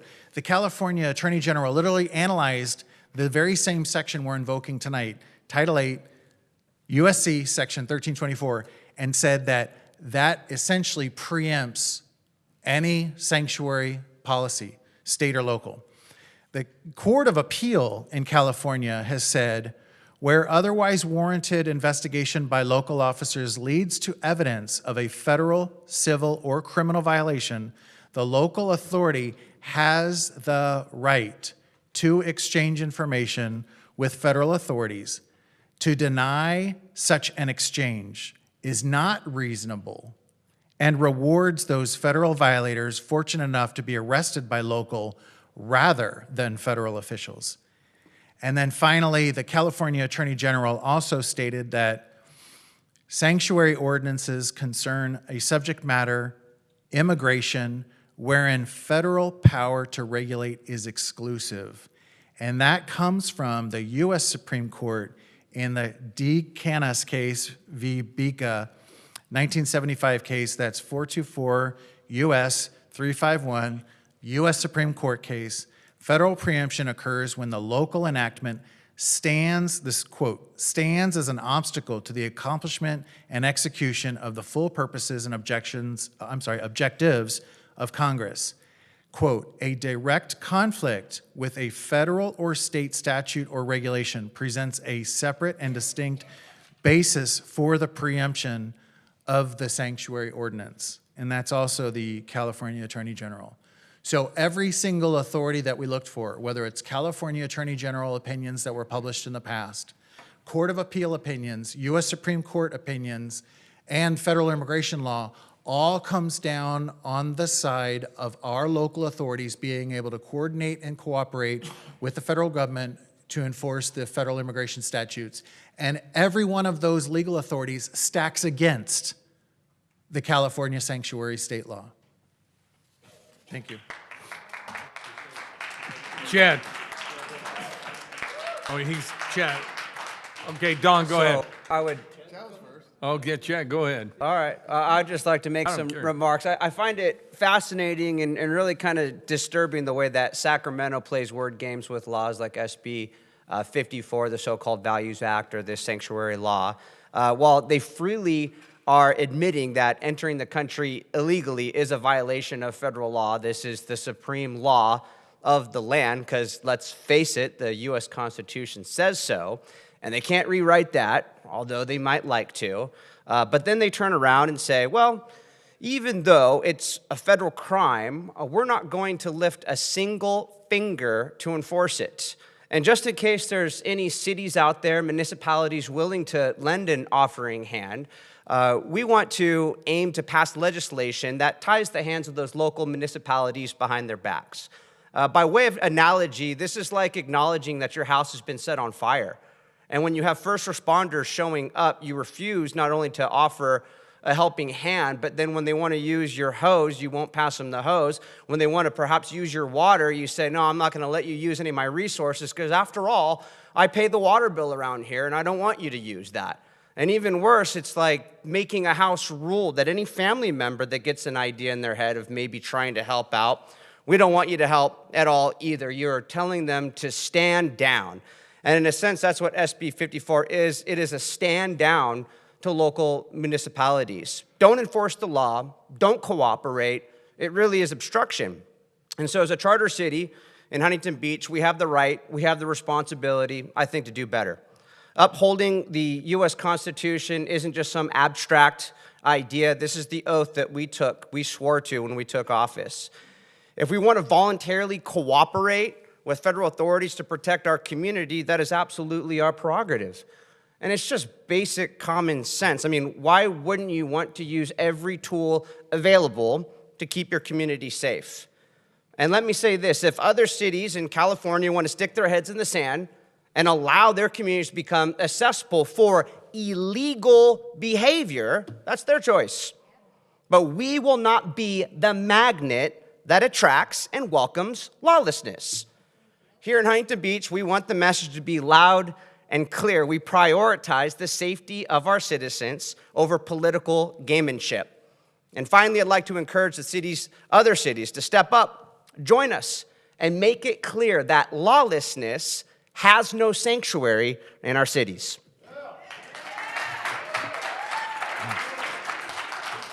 All right, Don, can you add to that? That's tough to follow. Thank you. Thank you, Councilman Williams. I'm just going to make 3 undisputable points. Number one, it's been said, government's top priority is public safety. That's not disputable. Fact number 2, that although it's stated that they commit far fewer crimes, I think everybody would agree that even one crime that's preventable because somebody shouldn't be here must be enacted to protect all citizens, even if it's just one crime, because if you are the recipient of that crime, it's going to change you and your family's life forever. And the final fact is cooperation with law enforcement is a must. Cooperation will bring the greatest level of safety to the citizens, and to deny cooperation it's incorrect. And on a final note, there's only 12 sanctuary states, maybe 11, possibly 12, depending on the definition. That leaves the majority of the United States do not adhere or want to adopt the values of a sanctuary state. I think that says something. Tony? Oh, by the way, Tony arrived. Hey, just got back. Straight from Washington, D.C. Thank you. First and foremost, I want to thank Mayor Pat Burns for bringing this forward. As he said in his opening, it's about keeping Huntington Beach safe, and this is what this is about. We're elected to make sure we keep Huntington Beach safe. Number 2, I want to commend President Trump coming forward.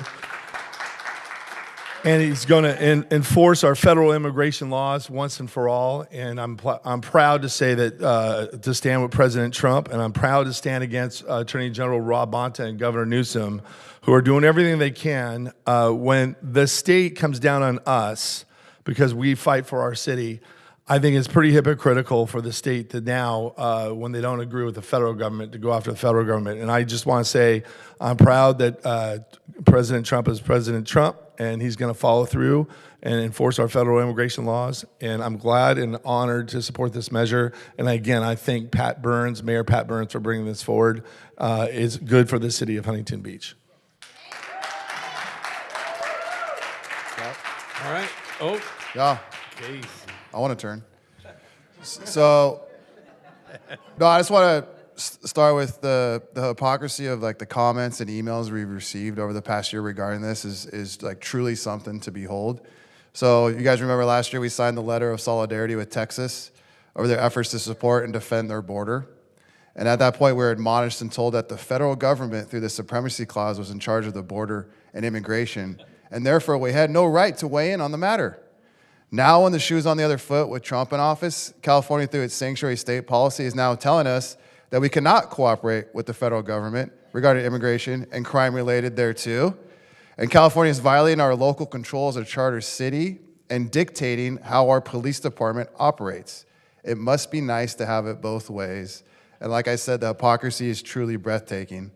Some are even saying that our declaration of a non-sanctuary city is racist and bigoted, but that comment in itself is racist, as it presupposes that all of the illegal immigrants coming across our border are of the same ethnic background, when in fact, illegal immigrants from over 140 countries have come across our border illegally under the Biden regime, according to Border Patrol Chief Jason Owens. Our position in the Texas letter and here in the non-sanctuary city declaration pertains to the crime element of illegal immigration and its impact on our Huntington Beach community. That's it. Our non-sanctuary city policy is a local public safety issue and simply says that if someone is arrested for a crime and they are in our country illegally, that Huntington Beach will not interfere with federal support in enforcing the law. California's sanctuary state policy violates federal law and endangers communities by releasing individuals who were arrested for committing a crime back into the community instead of holding them as required by federal law, which endangers our residents. That's it. Mr. Butch. Real quick. Public safety is proactive. Imagine what would be being talked about here tonight if, say, Lakin Riley or Jolene Nungary or Rachel Morin was a resident of Huntington Beach and and each one of them got raped and killed by illegal aliens. There would be a whole different argument going on in here by why weren't we proactive. And one other thing, we all up here said, when we take our oath of office, we raise our hand and we swear to defend and uphold the Constitution of the United States. What the state of California is forcing down the throats of Huntington Beach and the citizens of Huntington Beach and the public officials of Huntington Beach, we're violating our oath. We are not being allowed to uphold and defend the Constitution of the United States. That's all I got to say. Mayor, can I just say one more thing? Okay. So just for context for the record, it's important. So there's 3 million illegals, according to the U.S. Department of Homeland Security, 3 million in California. We're #1 in the nation in terms of our illegal immigrant population. The LA fires, the local officials are now pointing to, at least in one case, those devastating fires that we've been talking about for the past couple of weeks. In one case, one of them was started by an illegal immigrant with a blowtorch. The local officials, including the district attorney, Huckman, they are not coordinating with the federal government with regard to that suspect because of the sanctuary state law. And so this is on our doorstep. This is not some theoretical potential threat. When people say conflict of laws, that we're getting involved in a conflict, look, the sanctuary state law itself creates a conflict of laws because you either comply with the sanctuary state law of California or you comply with the federal immigration laws. If you comply with the sanctuary state law of California, you're necessarily violating federal law. If you comply with the federal laws under Title VIII, like I read earlier, you're necessarily violating the sanctuary state law. So it's Sacramento who created the conflict of laws. And one thing I really want to stress, I'm in court every single day defending our police officers in their civil suits.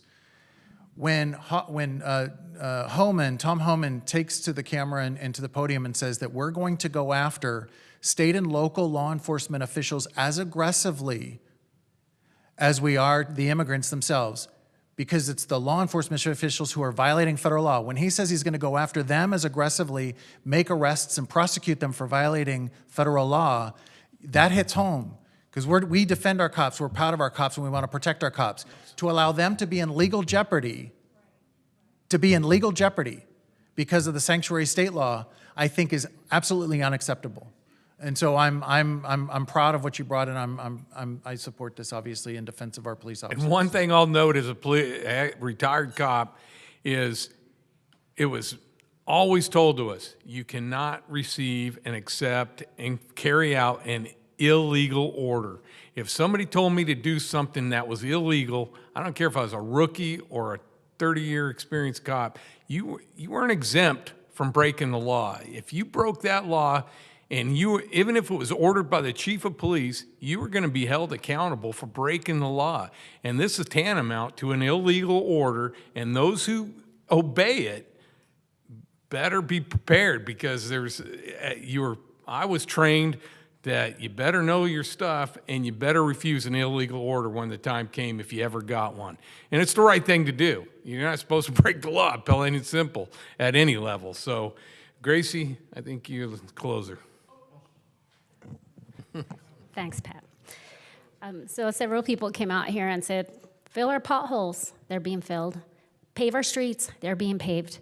Well, we like to have nice, boring meetings like many other cities. However, when we campaign and we promise to protect the residents of Huntington Beach, and unfortunately at this point, we have to protect them from the state, from the governor, and from the, thank goodness, former President Biden. Because it's no secret that harmful policies that originated in DC and Sacramento, signed into law by Governor Newsom and former President Biden, have created significant challenges and put all California residents at risk. These policies have left us with no choice but to file lawsuits and bring forward resolutions to protect the rights and well-being of the residents of Huntington Beach. Our unwavering goal is to make Huntington Beach the safest possible for our residents, businesses, and visitors alike. Public safety is the most fundamental responsibility of government. Unfortunately, Californians have been left vulnerable and unprotected. If the governor refuses to fulfill his duty to protect Californians, we will step up and do everything within our power locally to ensure the safety and security of everyone who sets foot in the city of Huntington Beach.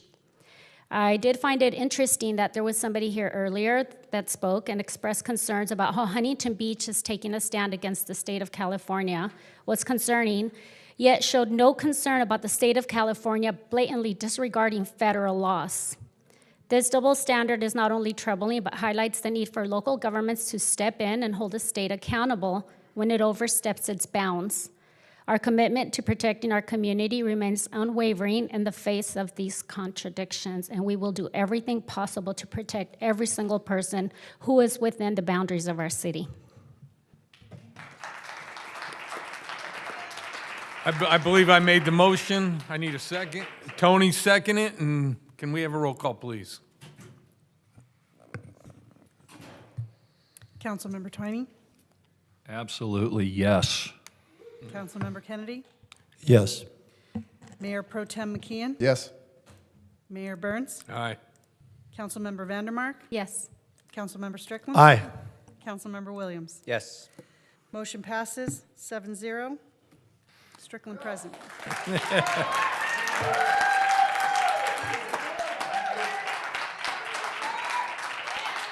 All right, moving on to item 21. Item submitted by myself, Mayor Pro Tem Casey McKeon, and Councilmember Don Kennedy, Bolsa Chica Senior Project Ad Hoc Committee notification, presented by Don Kennedy. Thank you, Mayor. I'll just summarize real quick the issue statement just for people that might not be have read it. On October 15th, the previous City Council, in a meeting, a public hearing was conducted for the proposed Bolsa Chica and Warner Senior Living Project, which included a presentation by the project proponent, input from public speakers, and discussion among council members. However, as was discussed by City Council at this December 17th meeting, the potential for some of the information presented on the October 15th hearing seemed to be possibly incomplete or at a minimum inconsistent with the proposed Bolsa Chica and Warner Senior Living Project. Importantly, the information provided was relied upon for the purpose of approval for the Bolsa Chica specific plan.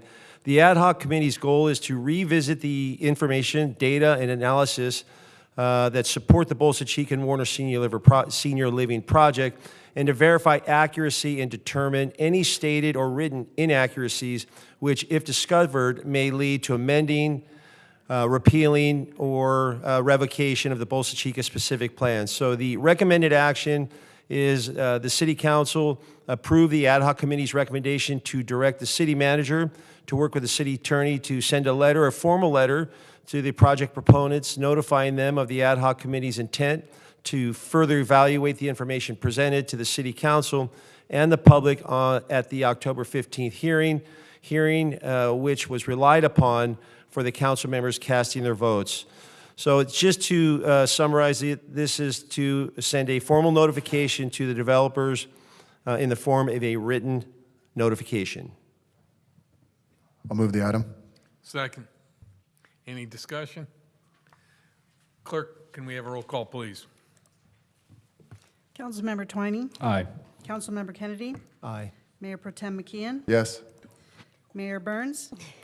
Aye. Councilmember Vandermark? Yes. Councilmember Strickland? Aye. Councilmember Williams? Yes. Motion passes 7-0.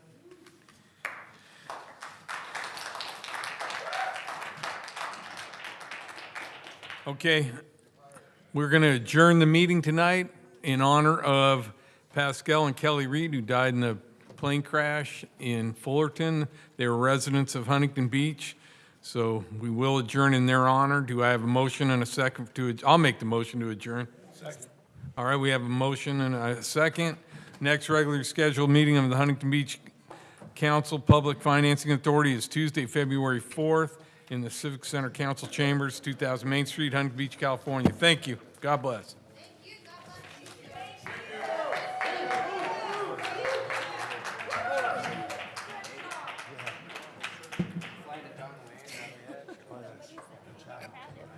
Tony.